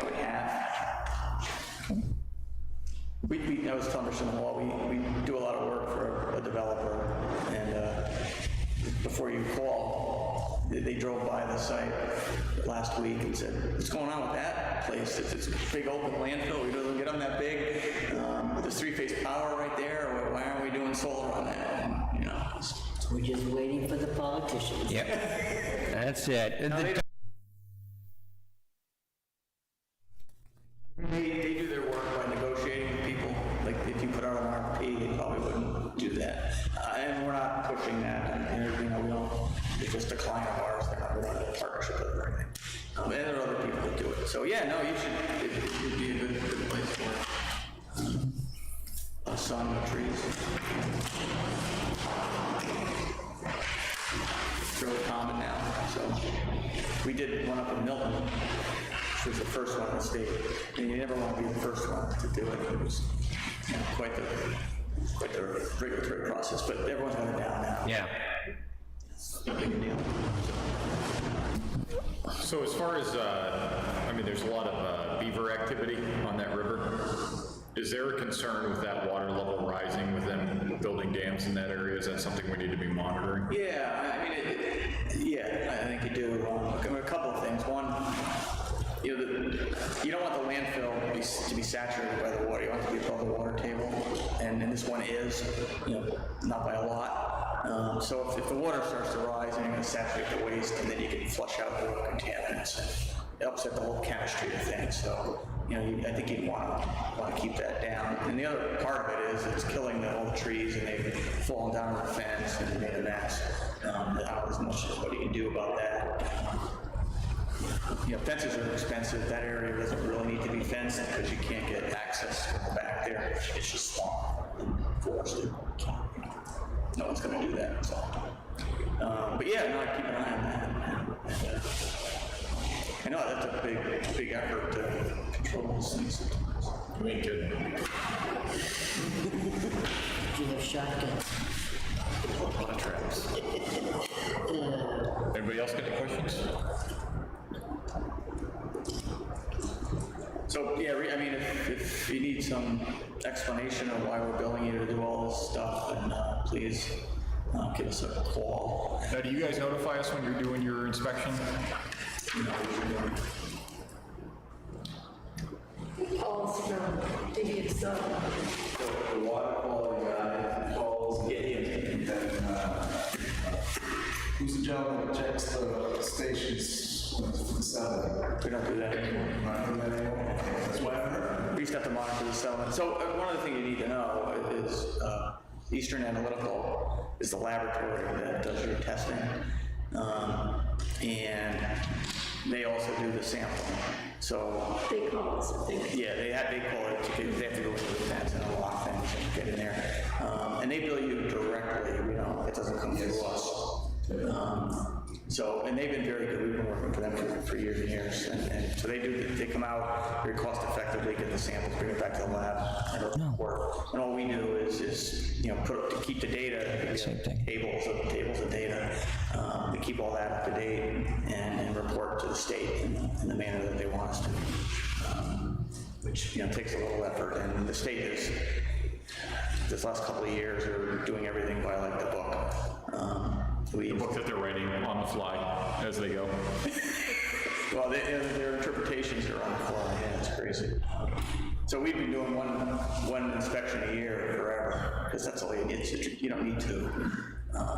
Regulations say two. They always accepted one. Now they don't. Some sites they said, oh, you only need to inspect that every 2 or 3 years, and now it's back to twice a year everywhere because that's what the regulation says. So unfortunately, that hasn't helped. Sometimes. Excellent. Well, thank you very much. That was very informative. Yeah. So obviously, they're a phone call away. They've worked with the town for the last 20 years. It's exactly what I want you guys to see them because you're old people. You've done many of these guys. And every year we have a budget for it. We have a budget for Eastern Analytical. We have a budget for you guys. It comes out of the landfill account, but it's necessary evil. It has to be done. As a matter of fact, you need to change your contact person from me to the chairman of the board of selectmen. So the next round, because I won't be here. Okay. So I'll do that. Right, so it doesn't go, just get thrown out. At least the selectmen from there can reassign it to what they want. I don't think you guys want my name on it. I take the responsibility long enough, it's now yours. Once you're not in charge anymore, what are we gonna find buried over there for? Don't ask. Thank you. Well, I get a chance, I have a comment from, not for you guys, but from Adam, that you're spiking your sound because you're too close to the microphone, and They can't hear me. they can't hear you. Have a nice meeting, you all. Thank you again. Thanks again.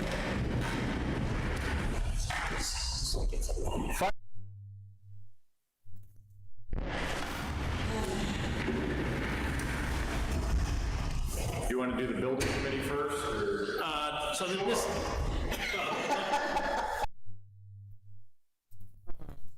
just real quick, I talked to Kevin, talked to Cindy, obviously Chief knows about it. So the governor's order for the stipend for first responders, I just wanted to address the board. I emailed Phil some frequently asked questions and other paperwork that I got from the state. So the only question I had is, it's up to the board if they pay it weekly or all at the end, and I didn't know if you guys had a preference or had selected, just so I can bring it back to my members. Do you get paid weekly? Yes. Yeah? I think that's a decent intent.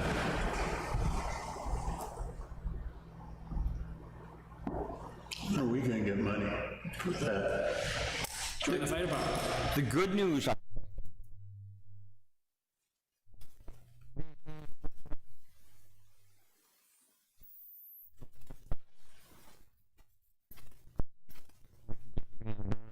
Through the money on the 7.65, through the 147,000 the governor allotted for the town of Kingston, we could bill that for the 7.65. Is someone monitoring all this money getting paid back?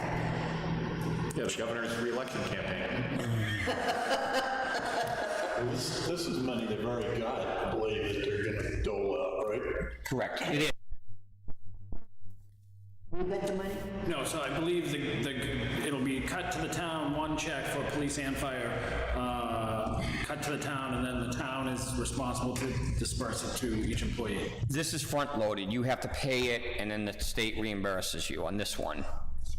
So, This is more taxation without representation or funding? No.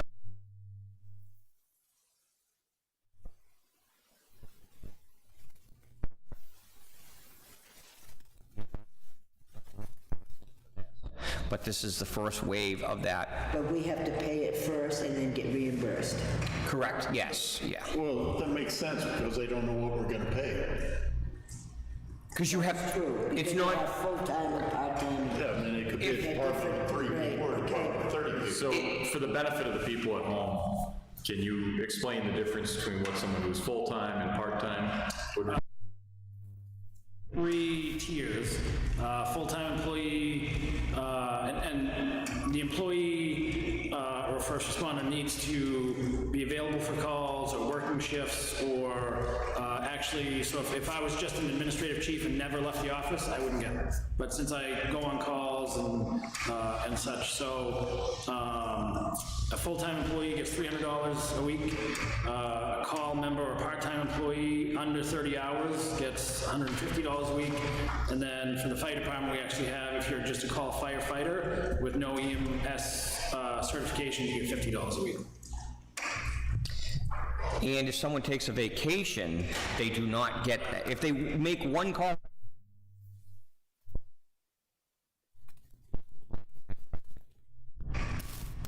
And you've established a cutoff date for people who have call members who have not responded to calls? It's not necessarily if they make a call that week, if they're able and willing to respond is how it's worded. So yes, so I talked to some area chiefs, and we decided on a cutoff date of January 1st. So I do have members in the department that haven't responded to any calls, or some that haven't come to any meetings since January 1st, so those people aren't eligible. That's fair enough. So like I said, it was more informational for you guys, just to give you a heads up in case you didn't We're still on a conference call every Monday, Wednesday, and Friday. So, Did you want a motion on that? So, just to be clear, so when does it start from? so it goes from May 4th, and it ends on June 30th. 8 weeks and 2 days. $2,485 if you're full-time. 17 cents, I believe. But I think you have to make a motion to allow it. Accept it. Yeah. And I'll make that motion to accept the governor's funding for first responders dated, under his order dated from May 4th through June 30th. Second. Got a motion and a second. Further discussion? Susan, roll call vote, please. Well, I don't need to do it now because you're all here. Oh, that was so fun. Okay. Coombs, I will abstain. Alessio, Yep. Briggs, Abstain from the vote. St. James. Yes. Yes. So I got 3 yes and 2 abstentions. So it passes. Are we gonna start commencing immediately, or will this come in check? Is that feasible to do that? She's doing it, yeah. Okay, I hope the state reimburses us quickly, because at our last meeting, we talked about the concern about cash flow. Then we have a letter that's gone out to the departments to hold back 5 to 10%. I mean, we're putting out extra monies here every week, and I'm hoping it comes back faster, as fast. That's all I'm saying. I'm glad to be doing it. I think that's awesome. But they need to be sensitive to our needs too. That's all I got. Okay, Fire Station Building Committee.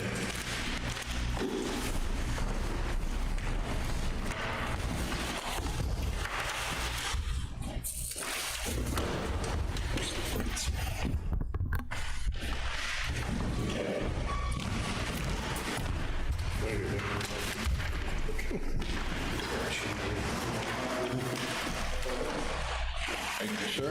Welcome.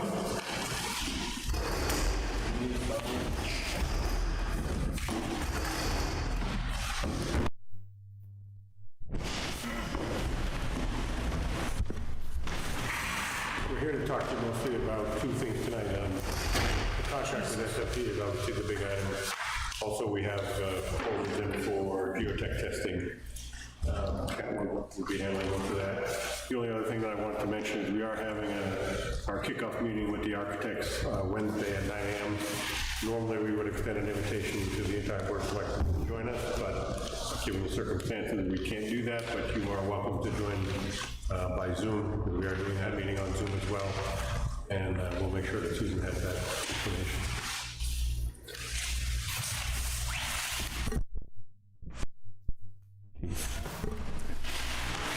So two real updates, I guess, as Mark mentioned. One was the geotech request for proposal.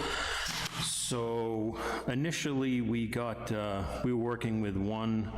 We got 4, I believe, the first time. But one of the things that was brought to our attention by the architect was the fact that this is ICF construction, so a little bit more concrete than wood. So he was a little concerned that there's a lot of geotech companies that are out there, and a lot of them have never had to deal with ICF construction. So with that, it's not going to be the cost of the report, meaning they're all going to be around, $5,000, $6,000, $7,000 to get the study done. It's going to be what's in the report that could cost us some money down the road. So as an example, SMP just did a building, and it ended up costing the town about $210,000 more because the geotech engineer that did, the engineer of record, didn't truly understand what was needed for the footings and the subgrade and all the soil. So he kind of went, left end of scale. So if I don't understand the construction, he ends up putting all sorts of different, you got to pull the soil out, you got to really prep the underside of the footings a lot more. So he said, you might want to make sure when the proposal goes out, that we make sure we include that it's a insulated concrete form construction and go from there. So we rebid that, or we re-quoted that. We did get 5 quotes back. We met as a committee. We kind of narrowed that down to 2. And tonight we'll propose to you with a purchase order, GSI, or Geotechnical Services. They were picked for 3 main reasons, and that is, 1, they were low bidder. 2, SMP actually recommended them first because of the relationship with Geotech Services and the structural engineering firm that's been hired for this project for the architect. So they've done insulated concrete form construction buildings before.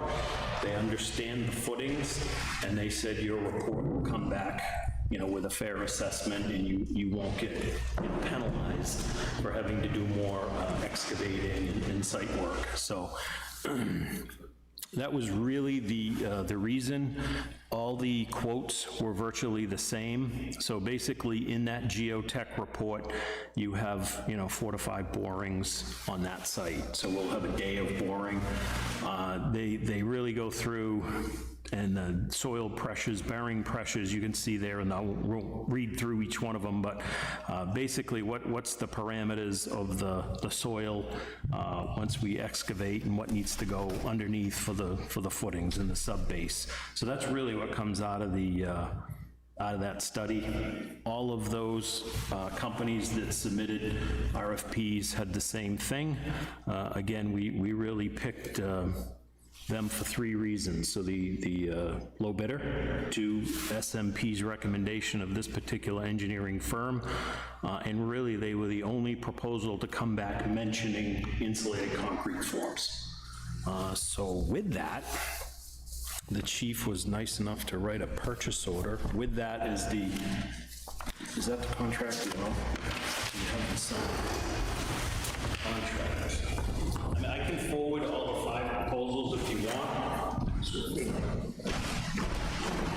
Those funds will be coming out of the impact fees. Can I just ask, seeing it's just only the 3rd contract that we're going with it, what did we allot for this versus what it came in as? I believe it was 8,500. Yeah. Say it again? 8,500. And what did it come in at? 49. 49. Huh? No, that's good. Saving money already. There you go.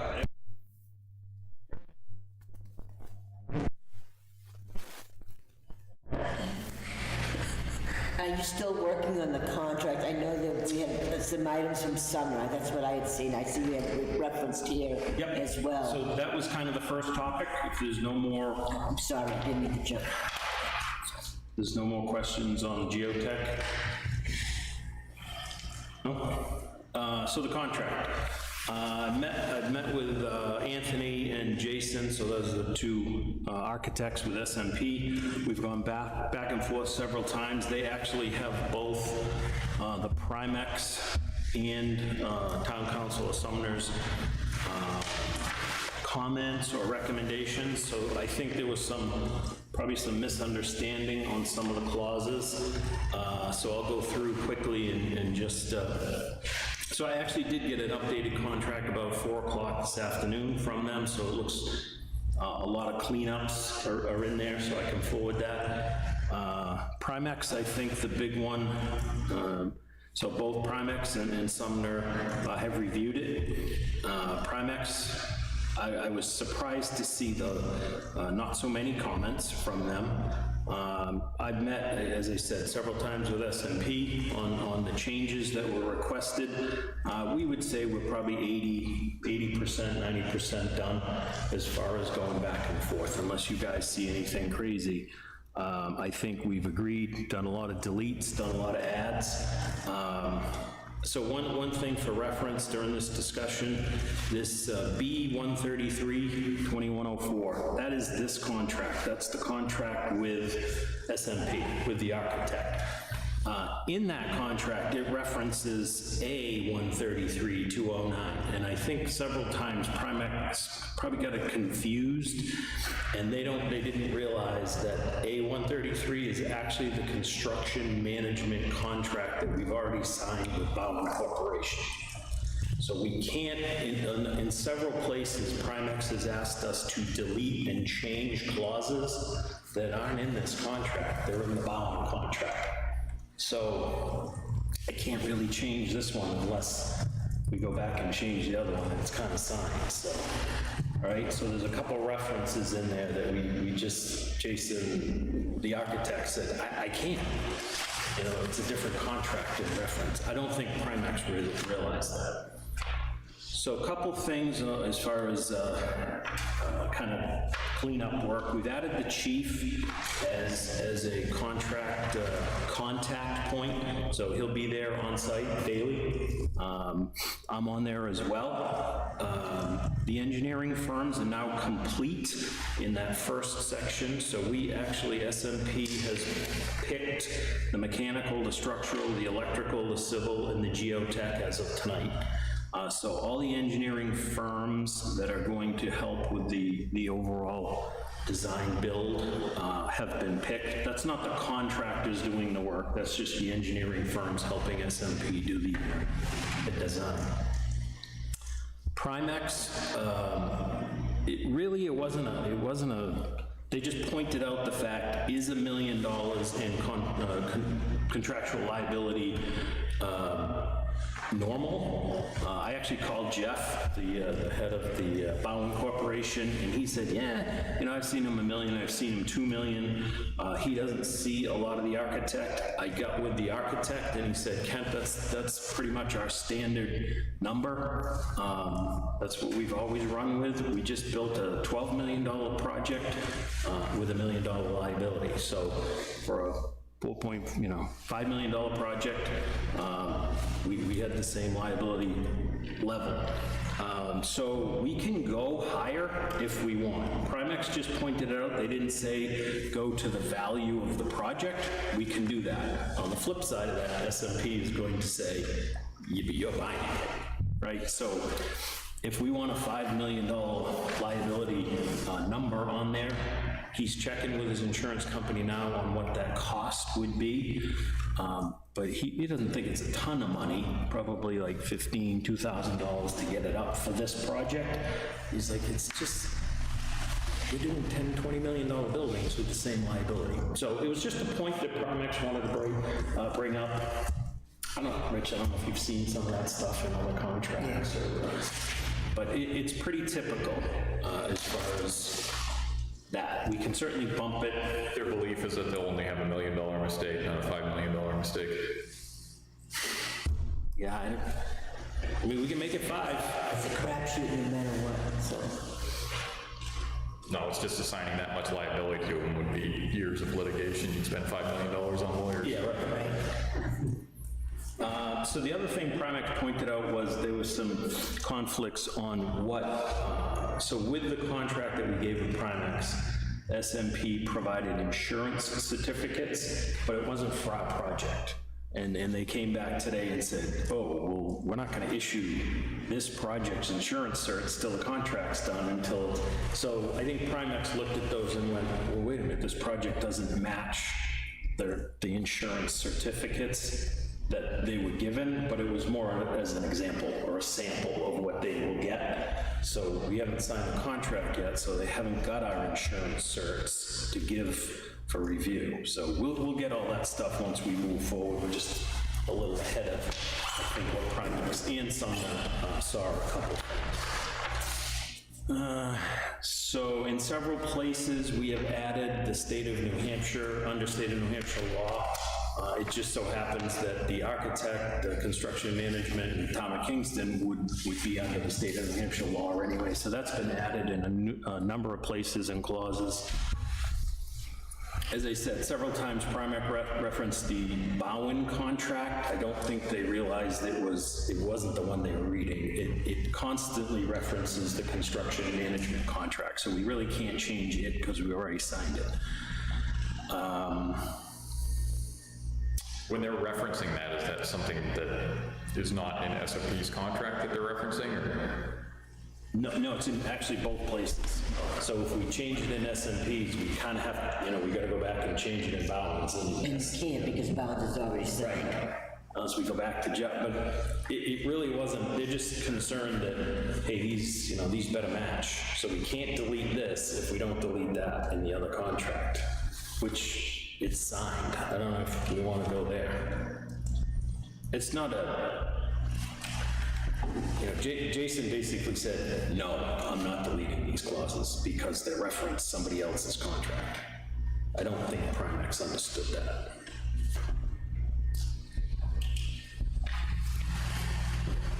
What was Primex worried about? I would say the $1 million was their biggest, is it normal? Underinsured, is that what they were thinking? They didn't even say that. They just said, is this normal? Is this an And you average? said, yes, it is. It is. It's a normal, that's what the architect holds on every job. If we want to make it the value of the job, we can. It's going to get back charged to us. But right now, he says, think about a $5 million building, how bad I have to do it for you to come after me for $1 million. So it's gotta fall down, basically, There was something, 7.3.1, we cannot delete that, and I don't, after the architect explained it to me, after I read it 3 times, basically that says the town of Kingston cannot, if the town of Kingston fires SMP, we can't build that with the SMP plans and then hold SMP responsible if something goes wrong. So that was 7.3, and he said, can't delete it, that's the whole reason there. State of New Hampshire again,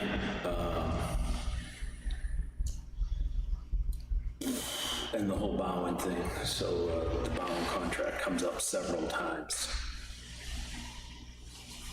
There was one thing in Primex, basically he said, does town council agree that the project has been described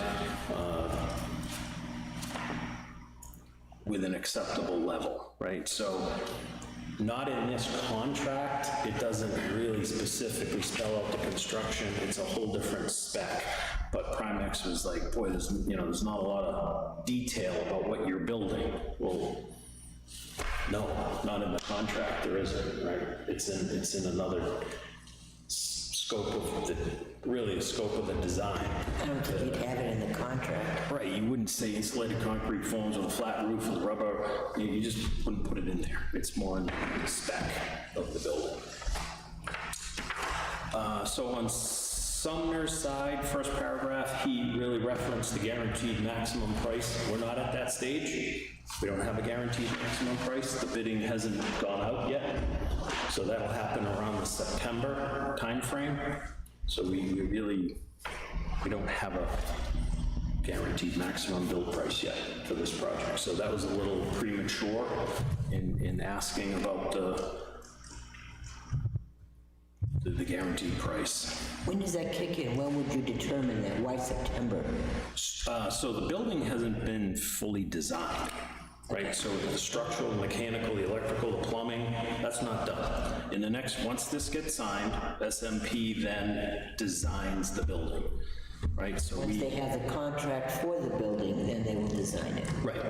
So once they have a contract, they'll go into firm design, blueprints, structural prints, mechanical, electrical, the whole 9 yards, plumbing. At that point, SMP provides Bowen Corporation the biddable list of, the blueprints, all the electrical, plumbing, this whole blueprint package. So it's probably going to be all the footings, all the mechanical, all the steel.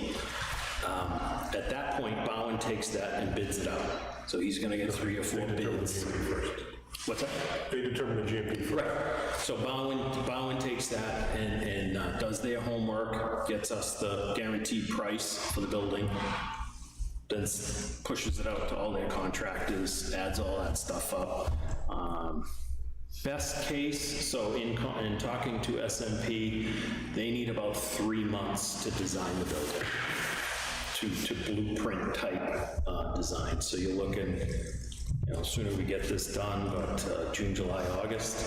Then they turn that over to Bowen to do the kind of the whole mechanical piece of it as far as the bids and pulling the prices together and getting that. So I'm sure there's going to be several rounds of questions with both SMP and Bowen.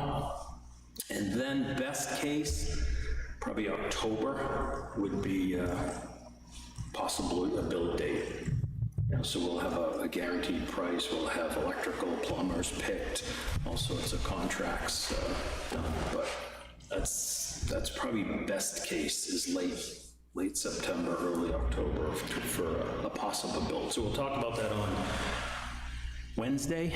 There may be some benefits to not building it till the spring. It's not like we need kids in the classrooms in September, so we don't really have a have to build date.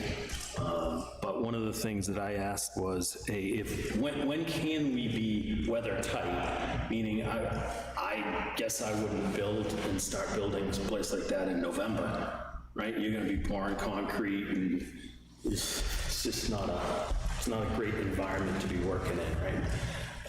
But if you could start late September, early October, and kind of get tight for the cold weather, that's not a bad thing. But if we can't, I think we're all going to agree that it's probably better just wait and start in the spring. Maybe we could get some excavating and stuff like that done, but I don't think you want to be outside. Will that depend on what we get for bond rate? Will that have an impact? I thought we were going to bond for June, so Yeah. it won't make a difference. The money, Your bond money, late August or something like that? correct. And then we won't have to pay anything on it till January. Right. If we start drawing on it. No, either way, they're gonna, it's basically, they give you a check and it's in the bank, yeah. Gotcha, all right. It's like getting a loan. You get Correct. approved and it's done. It's not like you draw against any construction loan, for example. Yeah. It's not the same thing. Okay. So after this last round, I'll kind of put some things together based on what I got late today and say, and give everybody an update of what they're not changing and why. But I think we're pretty tight now on the contract on what I think we'll be able to get changed. And then maybe we can push it back one more time to Sumner and say, this is what SMP's agreed to, and is this acceptable, so. So what was the other one? So quickly on first paragraph was the guaranteed max price, we're not there yet. Second one was this certificate of payment, and he just said, hey, be aware that the architect issues these certificates of payment, which is it okay that SMP is telling the construction management company to make significant payments, right? And really what that's for, after talking to the architect, it came clear to me. He said, it's not really what you think it is. It's not me saying pay. It's me going down there preventing the construction management company from prepaying. So if I go down there and we look around, out of the 30 visits or 30, 40 visits that the architect will be on site, he's gonna look at the ask, for payment. Jeff and Bowen are gonna say, I want to pay 100% of the concrete. And SMP's gonna go, well, there's only 30% poured, so no. He's there, and he took this very serious. I didn't realize, and he's like, my reputation's on the line. I'm like, okay, take it easy. It was just a question, and so really what came out of that with the building committee was, do we need another set of eyes? Do we need a clerk of the works? Do you need a part-time, full-time? There's some benefits either way, and there's some, after talking about a clerk of the works, we talked about a part-time clerk of the works, maybe 10 hours, right? 10, 15 hours a week. It's a retired construction super locally, and he could be there to just check on some things. Now, when you think about it, 2 hours, 7 to 9 a.m., and then he goes home, I don't know, is that enough time, enough hours in the, on the site? I did talk to SMP, both architects were on the phone. In reality, they said they thought it was a waste of money, and here's why. He said, you're gonna spend about 20,000 part-time. If you're going 80 to 100 grand and the guy's there all the time, okay, but make sure they have liability insurance and make sure they got a little skin in the game, that they're there to save you money. He says, you're never gonna get that for 20, 25 bucks an hour at 10 hours, a week. It's not gonna happen. So he said, spend the 20 grand somewhere else. Save it, put it back in the bank. He said it just does between Rich and the chief being on scene, and that's another dynamic of this building. We've worked with SMP for 10 years. Library and 10 years on the fire station. So they understand what it is we're trying to build. They understand the cost and us trying to save money here and there. So I would also say their reputation is contingent on providing this product to us. A, the architect who designed it, and B, the person that we hired to be in our corner to build it for us. So it's funny you say that, Phil, because that's, the architect really spoke up and said, you don't understand, this is my resume. I'm gonna have them call, my next fire station is gonna be built on yours. And he said, I need this resume builder, I need the portfolio, I'm gonna do everything I can to make this thing what you need it to be. And we're all in the same, they're in Concord, the other guy's coming out of Meredith, we're here, so it's a pretty small community. They want it right. So I took that, we did a straw poll with the building committee. There was no real firm, we all kind of, is it worth it? Is it worth the 20 grand? There was some no's, right, Rich? That's correct. No. No, it's not worth it, Rich, or no, it's... No, it's not worth it. If you need to hire a clerk of works, then you hire the wrong architect, and you hire the wrong construction management team. Right. And shame on you. You hire these people to do that work, that's what we're paying them for, and you're duplicating, hell, I'll take 40 to 50 grand off, I'll take whatever work. I don't see us needing a clerk of the works, especially since you guys are there all the time. It's not like a new school being built, you're not in sight and whatever. When I read Sumner's comments on it, he was worried more that one would pay the other in advance of work being completed, and that was what he was trying to preclude. But you're telling me that It's just the opposite. okay, you feel very comfortable. I mean, I don't know if the gentleman. After talking to the architect, he was more than adamant. He was like, you don't understand how serious we take this. He's not paying these guys before the work's done. That's really what that whole clause is about. It is a check and balance, which is good. Now, the other check and balance, which comes in just normally throughout the build cycle, is the code guys, right? The electrical inspector, the plumbing inspector, they're gonna, yep, that's wrong. And so that's gonna come into play too throughout the building. Well, those guys are also gonna have a vested interest, because they work for the town, they're part of the town. That's where I want the visibility to be, is for the guys who are subject matter experts to go in there and be like, he didn't do that right. And the architect may not know that, and the construction manager may not know that, but our subject matter expert will, right? I think that's, if we're gonna spend something for the town, is to pay our electrical and plumbing and building inspector to go over there and just spot check things. Yep. So that's kind of where we're at. I'll get the changes kind of wrapped up and get you a copy of the latest and greatest contract. Any questions? So the other thing, just to not to dwell on the clerk of the works, but he also said, one, everybody's kind of local between the chief probably being on site or able to, we can stop by on the way home from work. He's going to live there basically. and Rich is around all the time, but he just said it just doesn't think it's a needed thing, so it's, wouldn't really recommend it. Okay? Okay. Any questions? Any update on the utilities that we can give them? So there's tree cutting going on now for... Tree cutting's done, thank you to Rich and his guys. Yes, The Unitil has been contacted, they were out looking at the project. I believe they contacted Consolidated Communications, so now we're just, all the POs are signed, thank you to the Selectmen and Selectmen. So just waiting on Consolidated Communications to come out and drop poles, and then Unitil moves it over, and then everything gets done. So I do have a quick update. So I talked to Jeff Murphy from SFC Engineering this afternoon. So because there's too many moving parts with the fire suppression system at the station and this place, and fire hydrants and the church, and he doesn't think necessarily that there's really any major cost to add the church or tie into the system. As I explained before,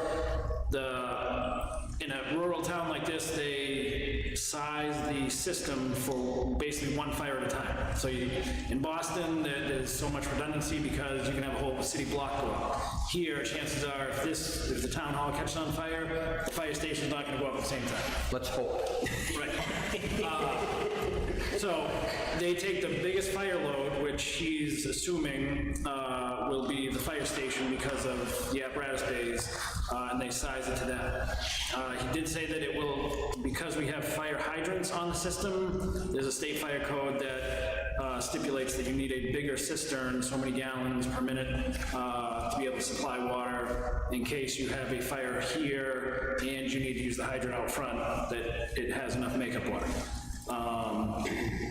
So and I'll call Steve Riley and Matt Angel tomorrow from Sanborn. He said that the last time he met with Carol Coppola, when they mothballed the high school and they had to redo the fire suppression system, he said Carol had a folder about 6 inches thick of, all the documents from the church and, original documents. He's fairly certain that the church, the school was on the hook for 100% of the maintenance, and the church just paid like a one-time fee to get on the system. I believe that is correct. Yeah. And I did talk to Tom Ambrose about the fire suppression system. They're not done with their contract. It's going to be a while. So he didn't see any problem leaving things the way they were until we get all transitioned accordingly and then down the road. And I think, and if somebody here wants to, if one of you guys or ladies want to reach out to the church, he also thinks that there may be a clause or a stipulation that the school is on the hook forever to maintain that fire suppression system. So. Well, they better dig out that information. Yeah, so I'll do some research. That's a long time. All you need is a lawyer. And what would the cost be for a cistern, I guess, is my question then. So he said roughly to go for the cistern and the sprinkler. He quoted us a few years ago when Bill Steen was chief for like $130,000, I believe. So he's saying anywhere from roughly, obviously not seeing the blueprints of the building and whatever, but anywhere from 130 to, well, he said 100,000 to like 160. Give or take. I'll ask Rich for his opinion, but I mean, I just question if we're gonna do the sprinkler, I'm all on board with it. But with Greenwood Pond right there, if the cost of a cistern versus getting rid of the hydrant and not even have to deal with it, what is the better option to do? System. It is? It's a pain in the neck to draw a pond or a stagnant water like that. Okay. With the cost of the structure, that's what we did at Concrete Keller. And the cost of building that structure that's out underwater was more than my own tank. Okay. So it's a huge cost. And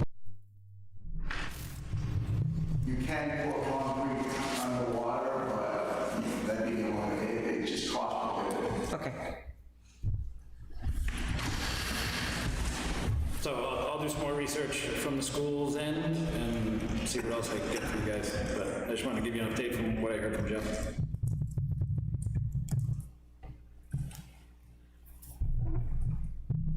Looking good. So beyond this PO, do you need anything from us?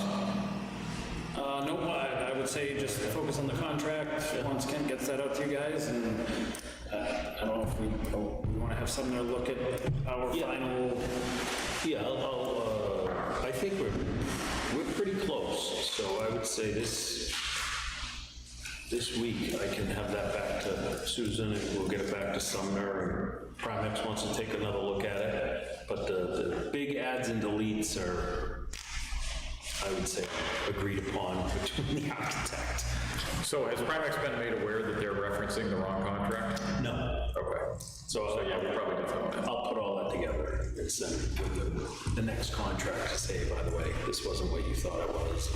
We'll go through that whole thing. Okay. Good.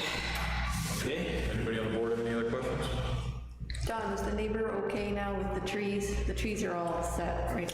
Both Graham and I have spoken over. In case he calls me again, just want to know. Yeah, I chatted with him, I know Graham did as well.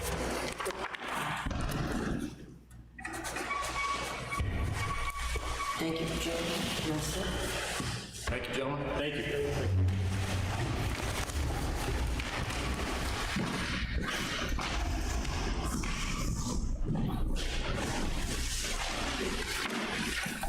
Okay, that brings us to our first public comment section. Do you have something for us? I'm good. Just visiting? Yep. Okay.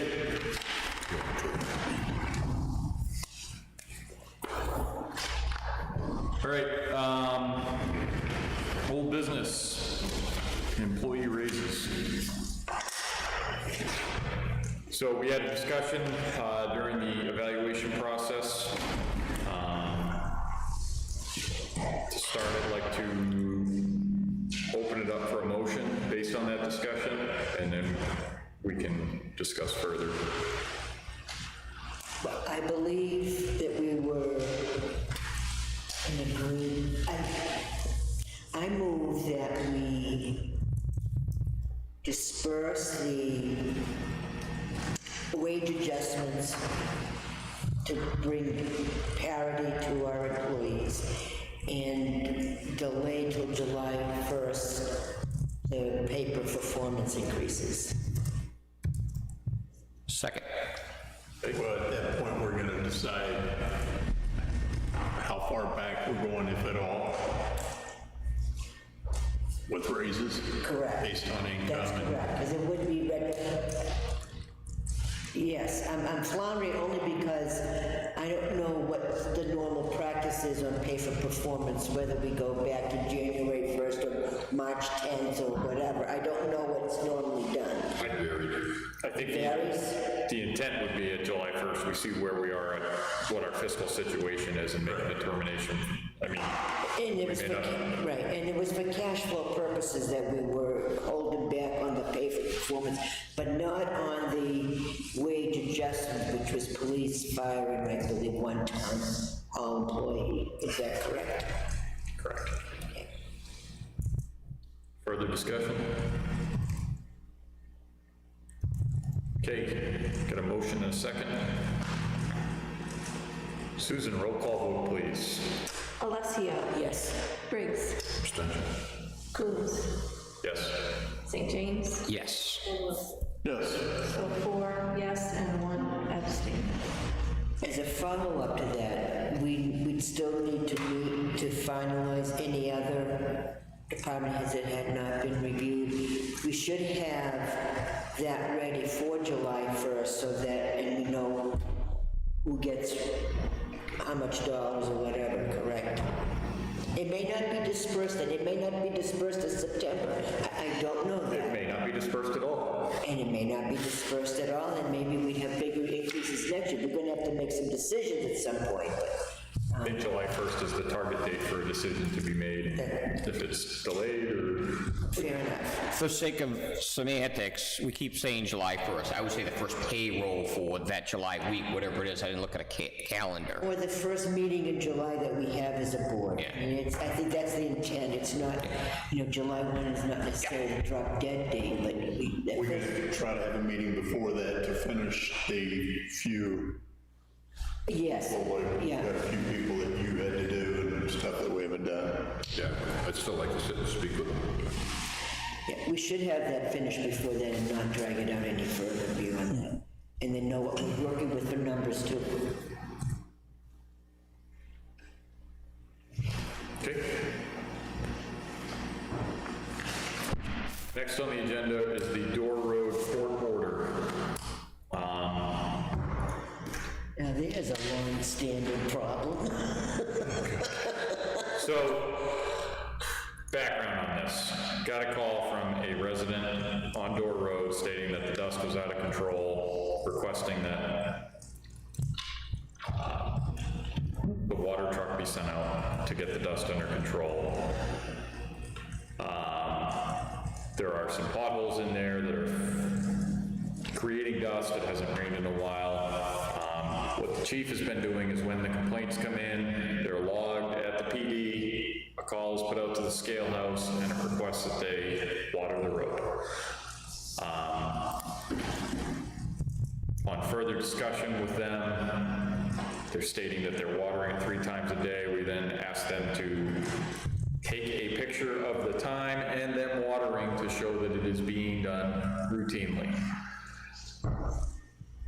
This goes back, for those who don't know, there was a court decision that dictated who had to pave what sections of that road. Did we find that, Susan?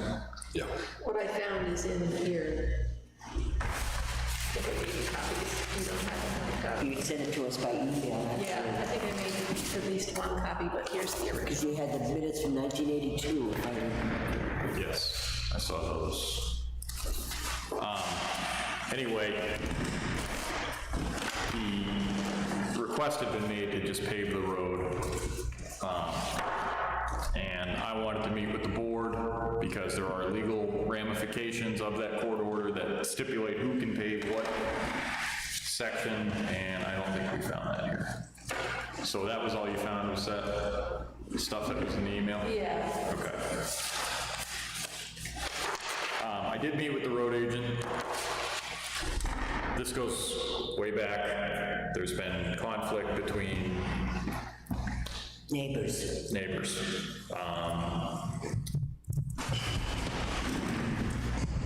It's been 25 years since that court order took place. It was paved, obviously.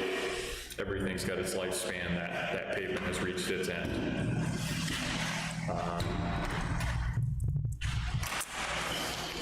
Was Sumner the attorney at the time? Would he have anything in his files? Do you know? I don't know. There was a specific court order that was in our packets when this came up last time. Okay, I'll have to look some more. That's what I found in the general file. Yeah, I'd have to dig through my big stack, but I don't think we should take any action until we consult that order, because as many of you are aware, you do one thing, you're gonna upset one side or the other in that whole balance. So I think we need to adhere to that court order. I do think that road has reached the point where it needs to be done. It's 25 years is, again, like I said, the lifespan for a road. But there are numerous issues at play in there. And some pending civil litigation. Is it a town road? Is Door Road a town? It is a town road, but the issue there is there are trucks that are dropping some of their load, and when a water truck goes out there, it just makes mud. Those are big trucks that are going on that road. If we make 25 years, it's amazing. And yeah, that is, I mean, again, it needs to be done, and the town owns a portion of it that needs to be done. However, there isn't much point in paving the road if it isn't draining properly. And that's what kind of started this whole thing. Someone attempted to fix the drainage without permission and went on landowners' property, and that's how other issues here, but there are things that are gonna need to be addressed to put drainage and do it properly. I don't think this board should proceed until that is determined. Now, when that court order came out, there was a set of plans that Rich had that showed essentially where catch basins should go, how it should be graded, and everything like that. But as it sits right now, there isn't enough width on that road and right of way on that road for the town to do it properly. And I don't think we should waste the money to do it unless we're gonna do it properly. So all that being said, we need to get a hold of that copy and determine, because as far as I recall, that was in perpetuity, that this is our line that we gotta pave to, that's the line they've gotta pave. I'll have to take another look. I think the gentleman that came in to talk to you that time brought that paperwork. Right, and I have a copy. I have a copy somewhere. I do have a copy of it at my place, but I don't have it with me. I so we could find it, but. Do we know if anything's been filed civilly? Because it was probably now 4 months ago that someone came over, actually longer. Yeah, it was, I think when I spoke to one of the residents who wasn't here at that time, that was where they were planning on going with it, but I do not know the status of that. Regardless of what's gonna take place for civil litigation, we still have an obligation to do it and do it right. That's why it's important to find that court order and Right, see and- exactly what it's reliable for. Yeah, and so I just want to make this board aware of where we're at with that. I think moving forward, I think we continue with the road being watered consistently as it's needed. I don't really think there's anything you can do for those potholes with that heavy a truck going over it. It's just going to liquefy whatever you put in there. So we need to get a hold of that court order. And the other thing I wanted to bring to the board is Sumner had worked with one of the parties in this, and I don't think he should be representing us in this case. So there's I think we should seek out alternative legal counsel in this to interpret that court order for us and let us know what our liability is in it. Don't we, planning stuff tend to go with like Peter Laughlin?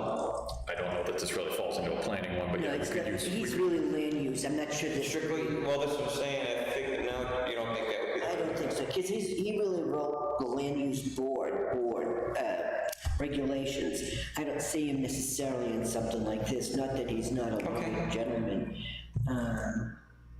We can certainly send it to him to see if he's interested in. Exactly, or he may be able to refer us to someone that might have. And that's not a knock on Sumner at all, it just, I don't, I No, want to avoid any if he conflicts. represented one of the other parties involved in this issue, he should not. Well, they're not gonna know, they're gonna say get a lawyer, but, I think Peter would be, he could tell us if he can't do it. I totally agree with that. He would be a great person to refer the problem to and ask him either, can you help us with this, or do you know someone that should?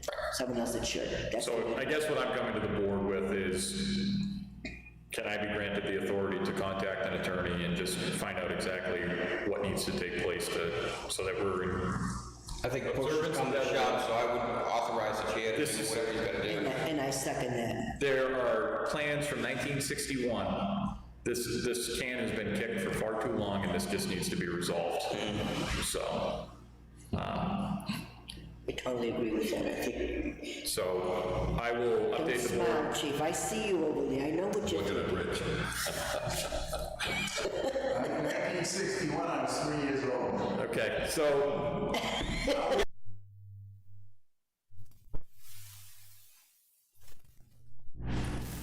I'll take action on this just to find out all the information I can. Well, I won't take any action until I bring it back to the board, but I'll get all the information I can. And I'm gonna go through some more what Rich has there, and just try and get a handle on this whole thing and get it figured out, so. That brings us to new business, tax warrant 2020, part 1. Need signatures on that. Where do you need it? Right on the front, should be on the front. It's in the signature file. It's in here. One of those. Actually, try that. Okay, well, liaison reports.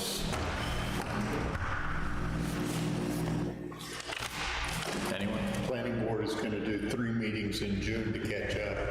Is that their plan? Standard 2, if we're able to meet at that point. Paul's gonna come in about a daycare.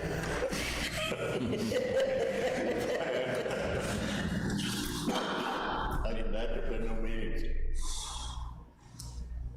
Yeah, I met with the inspector. Conservation, I'm still waiting. Are we winning the dandelion war? Yeah. I saw.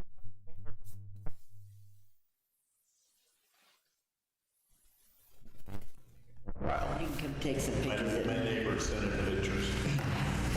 I had brought up the few things, the Friends parking lot. I gathered that they're gonna work it out with the trustees, basically, and Peter. Is that where we left that?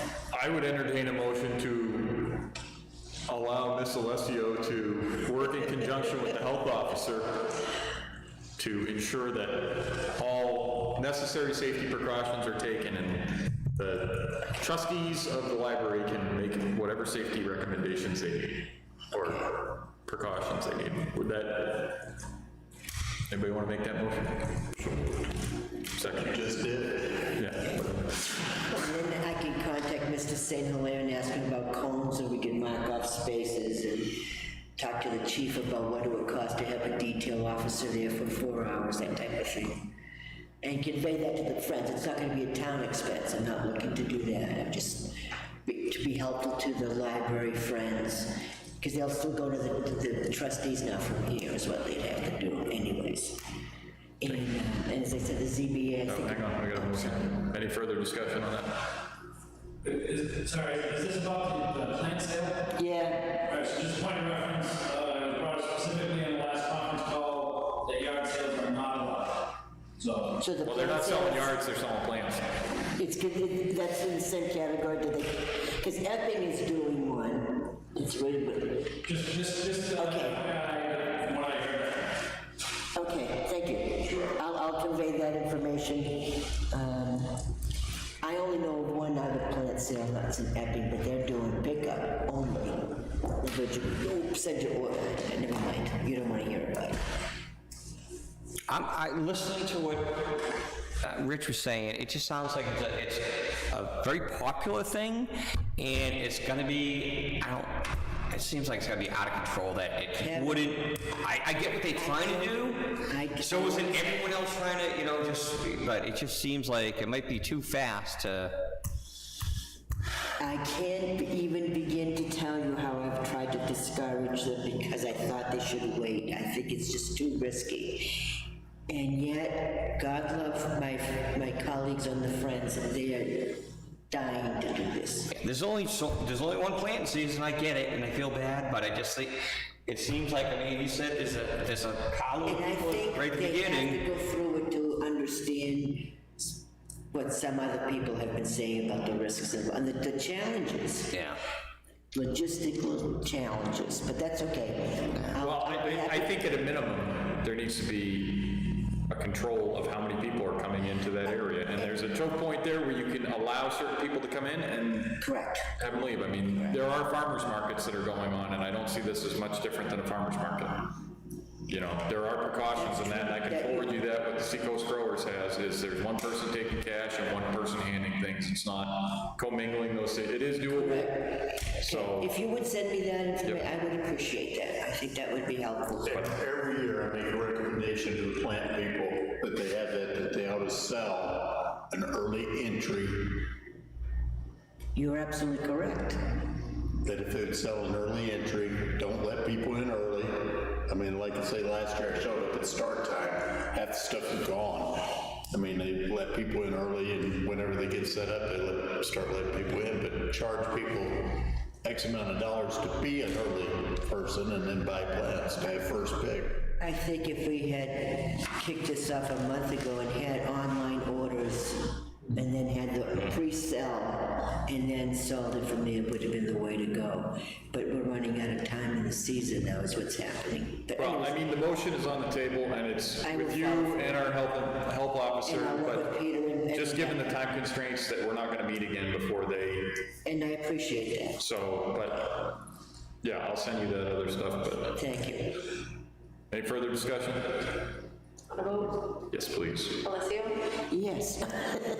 Prince, Coombs, Yes. St. James, No. Yes. Thank you. Motion carries. Okay. Other liaison reports. The only other one I had was, well, I do, the ZBA, and I think I'm gonna poll my colleagues on the zoning board. If there's no objections from the other 4 of the regular members, then I'd like to try for the June 11th meeting, which would come just before the planning board stuff, because their meetings may ignite issues for us going into July as a ZBA. I think we can do it. I think given the 3 hearings involved, it should not be cumbersome, although once we start meeting again, we start meeting again. I get that. We've got one more application. I didn't have to tell me Is that. there any discussion in these Monday, Wednesday, Friday about town meetings? But land use boards. When they're gonna resume or allow them or anything? There's another meeting they have, which is the legal meeting, that's on Tuesdays, I think it's Tuesdays and Thursdays. I don't attend those, so. I think I'm leaving it up to the towns.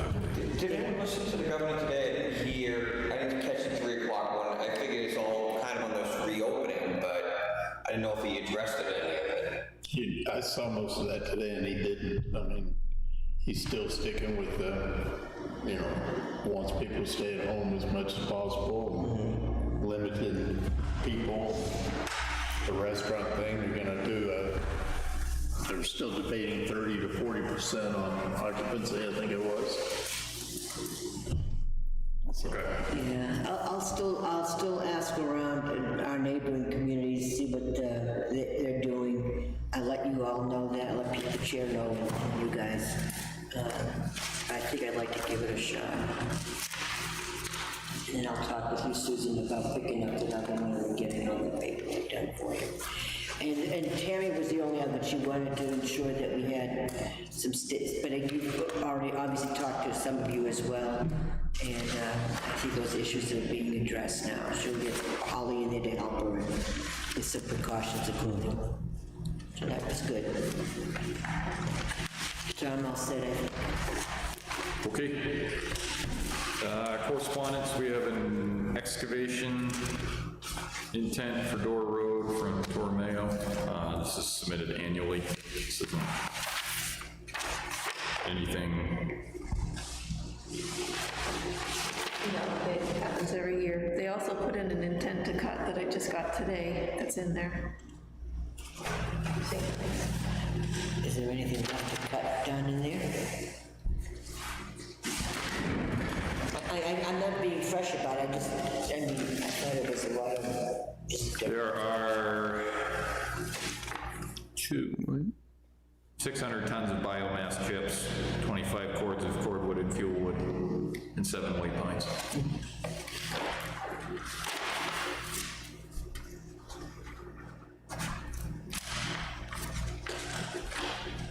All right,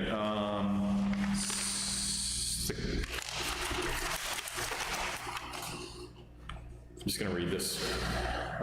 This is from E.B. Nathan. This will be an odd question for you. I found an interesting little sedge, wild grass at the fairgrounds. I have no reason to believe it's rare. There are lots of them. There is a native seed group, Northeast Wild Seed Collectors, requesting that volunteers harvest native plant seed for a seed bank. And that this plant is on their list. I've offered to gather seed from the plant, but need the signature of the landowner. To be clear, I'm not removing the plant, just a percentage of seed. The property is town-owned, so perhaps one of the selectmen could sign off. There is a form here for that. So is there any objection from the board if I sign this as the landowner to collect wild seeds from said grass at the fairgrounds? it doesn't make an endangered species property, does it? I'm just here to do the important work, Kelly. Hearing none. Moving forward. All right. We've got some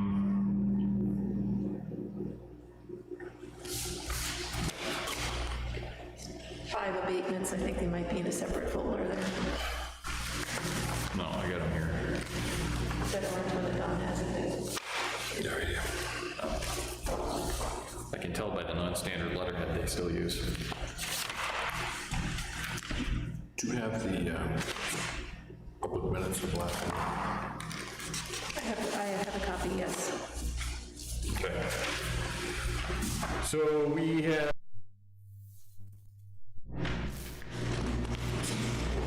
Okay, 5 They were all recommended for approval, correct? Yes, they were. And those, and, all right, the department head memorandum. Did anyone have any changes to this? I can ask you a question about the abatements. Do we get things when they say no, or do they ever say no? They do say no, and it comes to us. It's the same thing. I know, but I haven't said no. It's a draft. I mean, back in, I know we've had it. They said they were. It's been 5 or 6 months, but I want to say, like a half a year ago, there was one where I have denied this there were a request. couple that were no's, but are we still, they're still following that procedure? If they say no, we still see it? Yes, Okay. as far as I'm aware. The abatement, yeah. Yeah, it's been a while, but I know it's Curious why we're getting all yeses, and then that seems like a lot of mistakes or something. On their part. They make the assessor makes the recommendation, and I bring it to you for, And it's not necessarily mistakes. They make certain assumptions when they do an assessment, and if someone comes in and says, no, I don't have white pine siding, I have cedar siding, or I have a metal roof on the back side of my house or something, then they go and verify it, and then, so it's... I know it's been a long time, but when they did my house, they walk into the entrance, said, we're here to do an appraisal, turn around, walked out, that was it. They never looked around, they didn't do anything, so, you know, if they're doing them all like that. I think a third of them, they don't even go inside. Right. They take a guesstimate from the outside. It's basically just done on square footage and just assumptions of what you have in there, and based on prior records, so... Okay. So back to this memorandum, the only thing I wanted to change in the second paragraph, in addition, the board is completing the employee evaluation process and may be proposing that raises be postponed. I will say will be postponing raises, as we just, until we can determine how badly the COVID-19 pandemic will affect cash flow for the town.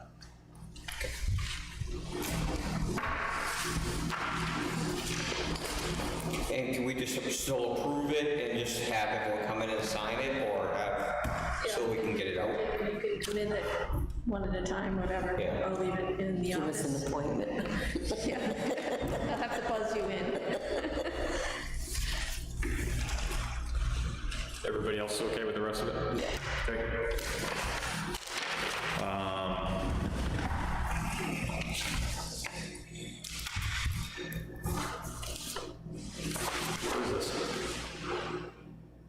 Oh, that's, you had those forms, it was the first time you had them, we're supposed to sign every time you Oh, okay, discuss the yeah, for the- COVID-19, so okay. counted towards whatever. There's gonna be a bunch of back meetings that I'm gonna attach, put the info on, so I'm just gonna have you sign a couple at a time. Yep.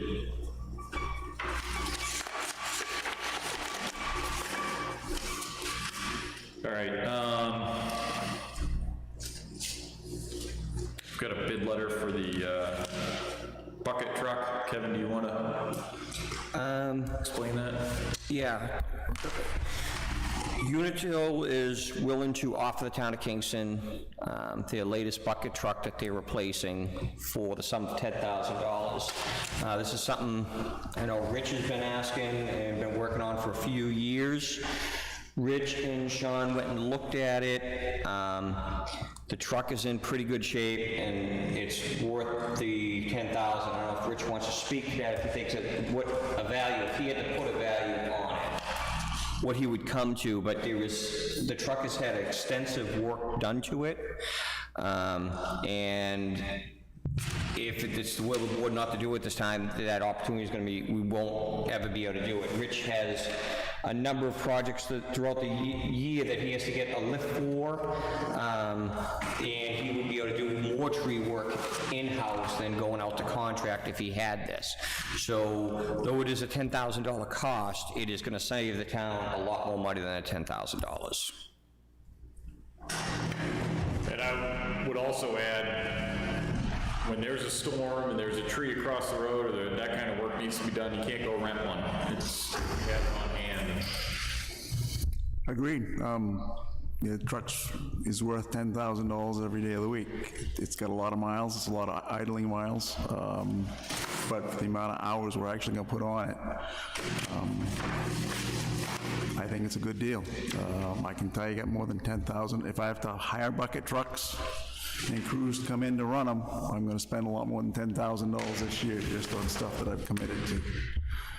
So, doesn't matter to me. I'll spend the money one way or the other. You have extra money in your salt bucket, right? We could do that, but you have there's a cap reserve fund that's funded every year. It's got, let's see, you put $100,000 in it at the last vote, and I think there's a balance of about call it $30,000. There's a fund with $130,000 in it right now. That's earmarked just for things like this. Doesn't include any money from March, correct? It does. You voted $100,000 going to that capital reserve fund. It will go in the cap reserve fund by the end of the year. You don't have a choice on that. The voters voted it. That's the way it is. I don't have any problem purchasing the truck, but 2 weeks ago, we had a meeting, and you said spend absolutely no money until we see what's going on. We decided we were gonna delay all the raises for people because we're scared of what's gonna happen for money. You know, so now we're talking about turning right around and spending $10,000 after saying that. That's my only comment on it. Like I said, I have no problem with spending the 10, but to 1 week say one thing and then the next week bring up something that, you know, was not budgeted. I mean, it is more or less, but it was not directly. The only counter to that, again, like when we talked about buying the pickup truck for building maintenance, has no impact on your budget. Zero. It's not coming out of your general operating budget. It's coming out of a fund that already exists that you can't use for anything else but that. So, you're right, absolutely right, Rich, but it has no impact on the budget. And then, for that reason alone, I will support it, but I totally agree with you, Rich. But we have till July 1, and we'll see where we are at that point. We haven't completely eliminated raises yet, but if there's the money in a capital reserve fund for this, then I have no problem taking it out of there. And I guess my response to that would be, we haven't said we're not doing that. We're just waiting to see what the financial situation is because of the unknown. This is a time-sensitive thing. He's had his mechanic out there to look at it, gone through it, and it fits the bill. You know, it's something we've been discussing for as long as I've been on the board, so. Oh, I agree that it needs to be done. No, but it definitely, I mean, I hear what you're saying, and, yeah. So, with that, is anybody on the board, am I okay to sign this? Yes. You want a motion? I guess we do need a motion. I move that we endorse the purchase of the Unitil truck for $10,000. Second. Come out of the, Highway Department Vehicle Replacement Fund. thank you. Okay, we got a motion and a second. Any further discussion? Okay, roll call vote. Alessio? Yes. Briggs? Yes. Coombs? Yes. St. James? Yes. Wilson? Yes. Could I just ask, Susan, if you could email that to Mr. Kearns and also follow it up with the hard copy? Okay. Thank you.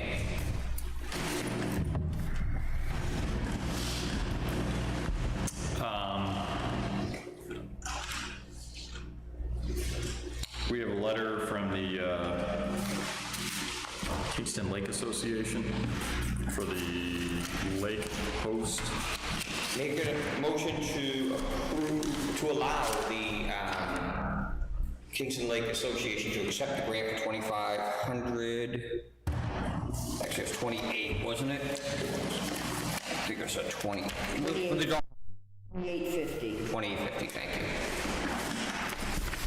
Well, in addition to accepting that, well, in order to get that $28.50, we have to, Match. But we did, that was in the, we did do that. That money was set up. yeah, that is a budgeted item. Conservation, right?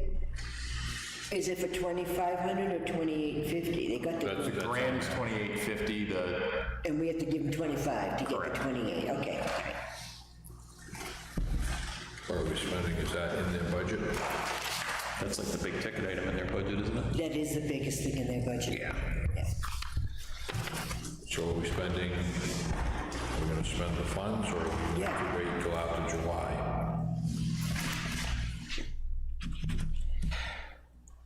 Spend the funds. They're gonna be stuck.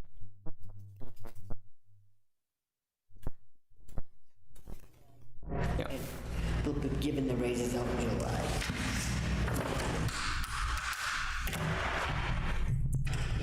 So I guess my take on it is, I never really got this whole program, but it is something that we've done in the past. It's been a consistent thing. I mean, if we're gonna, on every single one, you know, are we getting rid of milfoil this year, or we, you know, we could go line by line on that.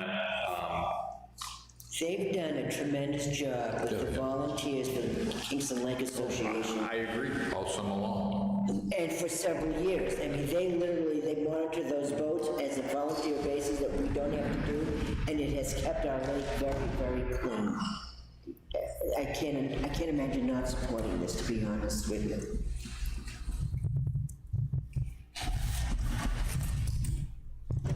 Do you need another motion?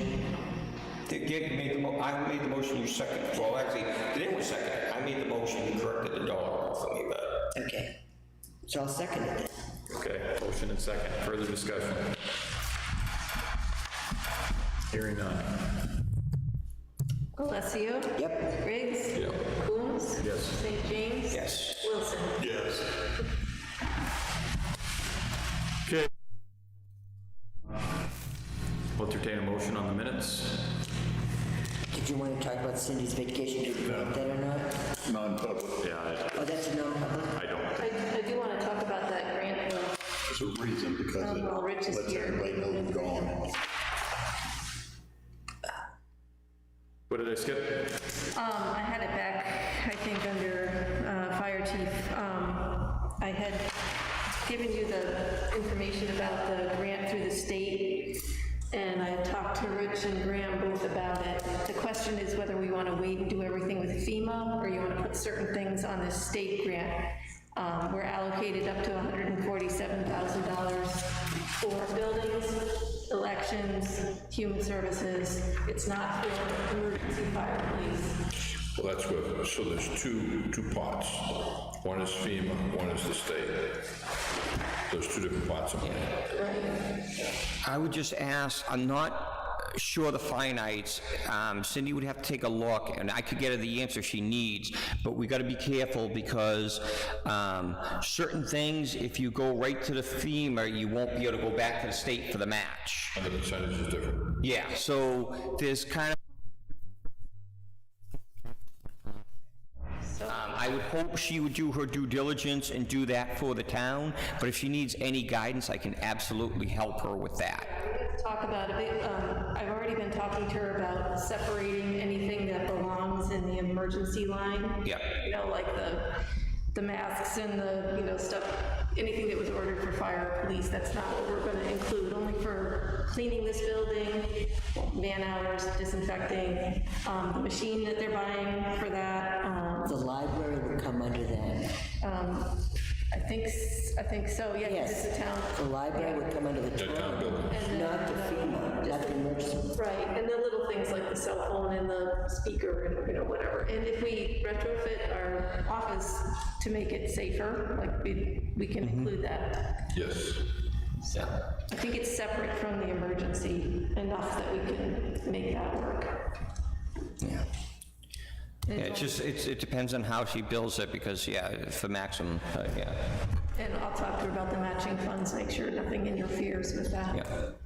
So as far as the cleaning of the buildings, that's all covered under protective measures, under FEMA, emergency protective measures. As far as buying that $4,000 sanitizing machine, that is equipment for protective measures, that's all. And I believe that's gonna be 100% by FEMA. Right now, it's 75%, but I believe it's gonna be 100% in this round for every state. It doesn't matter to me, it's just, as long as the state grants 100%. I know under the FEMA side, not only do they pay for the employees to actually go around and clean the buildings, but I charge for, or whoever does the paperwork is gonna charge for the vehicle that they use for that number of hours, so it really doesn't matter to me. We just need to decide so we don't duplicate, because it's gonna be audited. They're looked at heavily by the feds, I can tell you the FEMA side.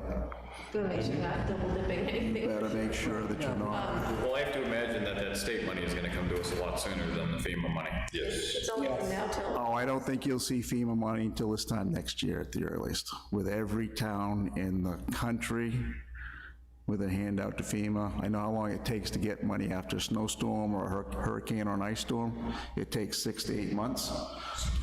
I don't see that happening through FEMA. Maybe I'm wrong, maybe they'll make an emergency declaration, they'll just hand the money out like they're handing it out for everything else. I don't know, but well, this one seemed too much. Well, all I need tonight is for you guys to decide you want to pursue this and authorize Phil as the signer, and then that allows me to go with Cindy and work it all out. Because it's a lot of signatures in this, it's like a 35-page packet. Make a motion, we do that. Second. Motion and second, further discussion. All those in favor? Aye. You can mark the roll call if you want. Aye. I just figured that was a quick one. Was that it, Susan? That's all I had, I think. Make a motion to approve the non-public minutes of April 27th and 29th. Second.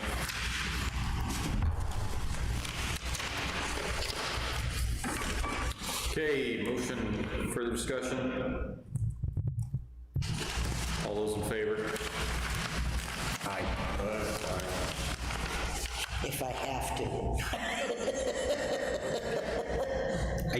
I didn't have a chance to read the public minutes. I know you're looking at them right now. I did, just I read them, they were fine. just one change. I've marked it as such. Just typo. Typo? Can I see it? Would you mark it? Oh, okay. Okay, yeah, it's a typo. Okay. So I'll make a motion to approve the minutes of Minutes of April 27th. April 27th. Public minutes.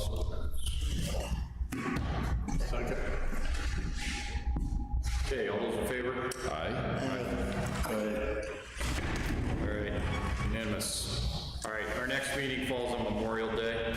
It's my birthday, I think we ought to meet.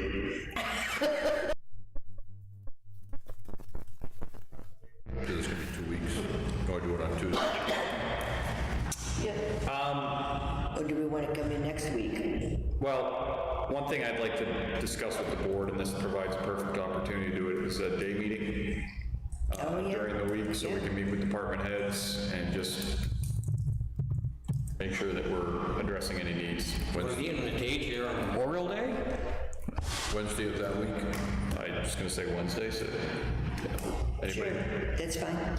So it'd be the 25th, right, so it'd be the 27th. 27th.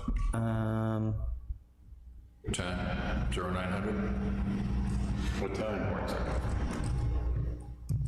Is that one for you? The afternoon, 1 o'clock? 1300. Say it again, on May 27th? Yeah. Okay, I just won't be able to make that meeting. And can you make? I can't, actually, it's, the Tuesday I could probably do. I'm working on Tuesday, I got training on the Wednesday. You can do it, don't worry about it. I'll, Not very worried about it, I was just trying to be accommodating. No. Okay. All right, so 27th at 1 o'clock. Actually, if do it at 1, he said 9 o'clock, I might actually be able to be there for 1 o'clock, so. So, already. Yeah. Questions, couple quick questions. I guess you told Paul we're gonna lock up the gate to the rec center, the beaches and whatnot. You want the gate locked for the boat ramp? I haven't put the lock on because people haven't been able to get to Tammy to buy keys. I don't care. I don't have a boat. I have a property on Kingston Lake. Just tell me what you want. You mean at the In Bolton's? At the boat ramp across from the state shed on Main Street. By There's the resident ramp. Oh, I know. Yep. That's just people using what, last year's key? It's not locked. Usually it stays open during the winter months, and because no one can buy keys because the town hall's closed, I unlock the gate. But it's like, we haven't really locked up. The other question I got for you is the ball fields. We never posted the ball fields. I heard Peter tonight saying something about the ball fields being closed.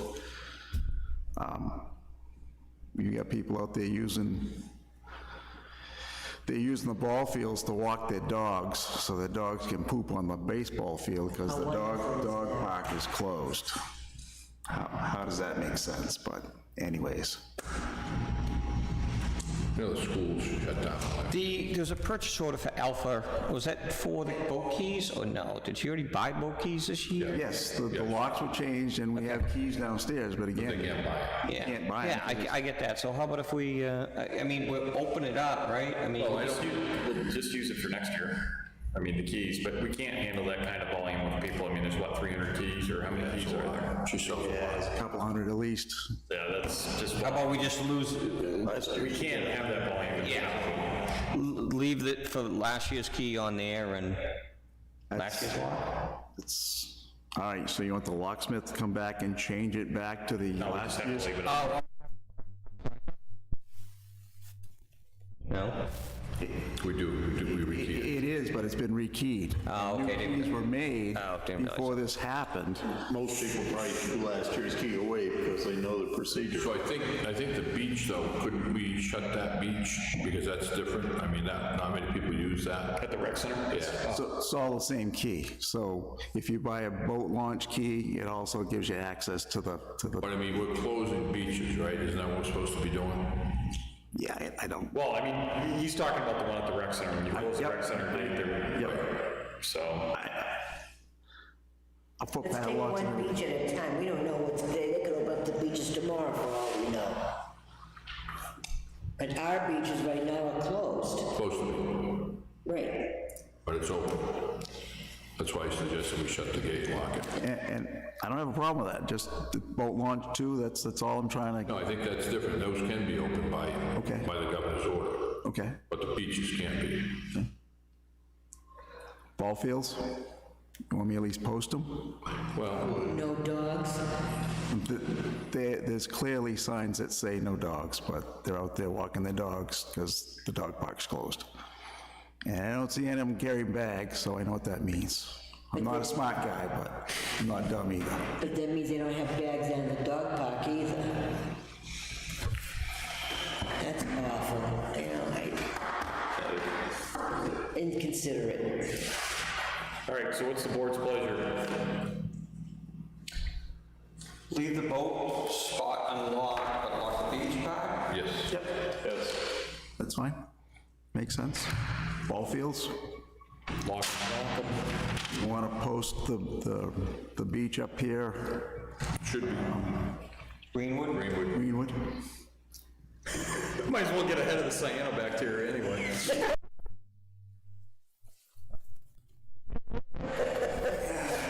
That'll come till July. Oh, the first warm day, you're gonna have people down there, so, They're still gonna go there. thank you. Thanks, Yes. Rich. I'll So wait. yeah, goes ball fields, boat ramp open, rec center closed, beaches closed. Thank you. Do you want to consider, not this meeting, but next meeting, we may talk? What a May shame. have more information from the government. Okay. Yeah, Yeah, I think all those decisions, other than the boat launch, are in line with what the state is doing, and shame on us for taking this long to get to it, but oh well. and the other question I had was about the ball fields, the people that use it to play ball, wanted to know, who do they keep in touch with to know when it's open, but it's not happening, I don't. If you do get questions, I've been working with the state on the state park. It's closed, it's gonna be closed now. It was packed the other day on the They weekend. allow them to walk in. Yeah. They're gonna do a different thing if they do open down the line. Right now, we're not talking about opening Kingston State Park. They're allowing walk-ins. If they do open it for picnicking and swimming, that type of thing, you'll be able to buy a reservation online, and they're gonna cut back a certain percentage, like 50%, or 60%, or 40%, depending on the amount of people they figure they can get in there.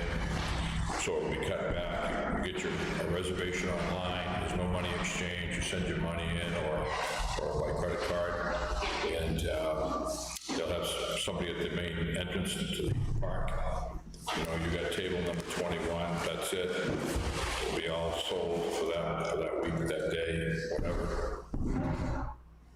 And they're expecting kids to enforce that. Well, that's what we spoke about. But they're far away from opening Kingston State Park. That's what I was informed.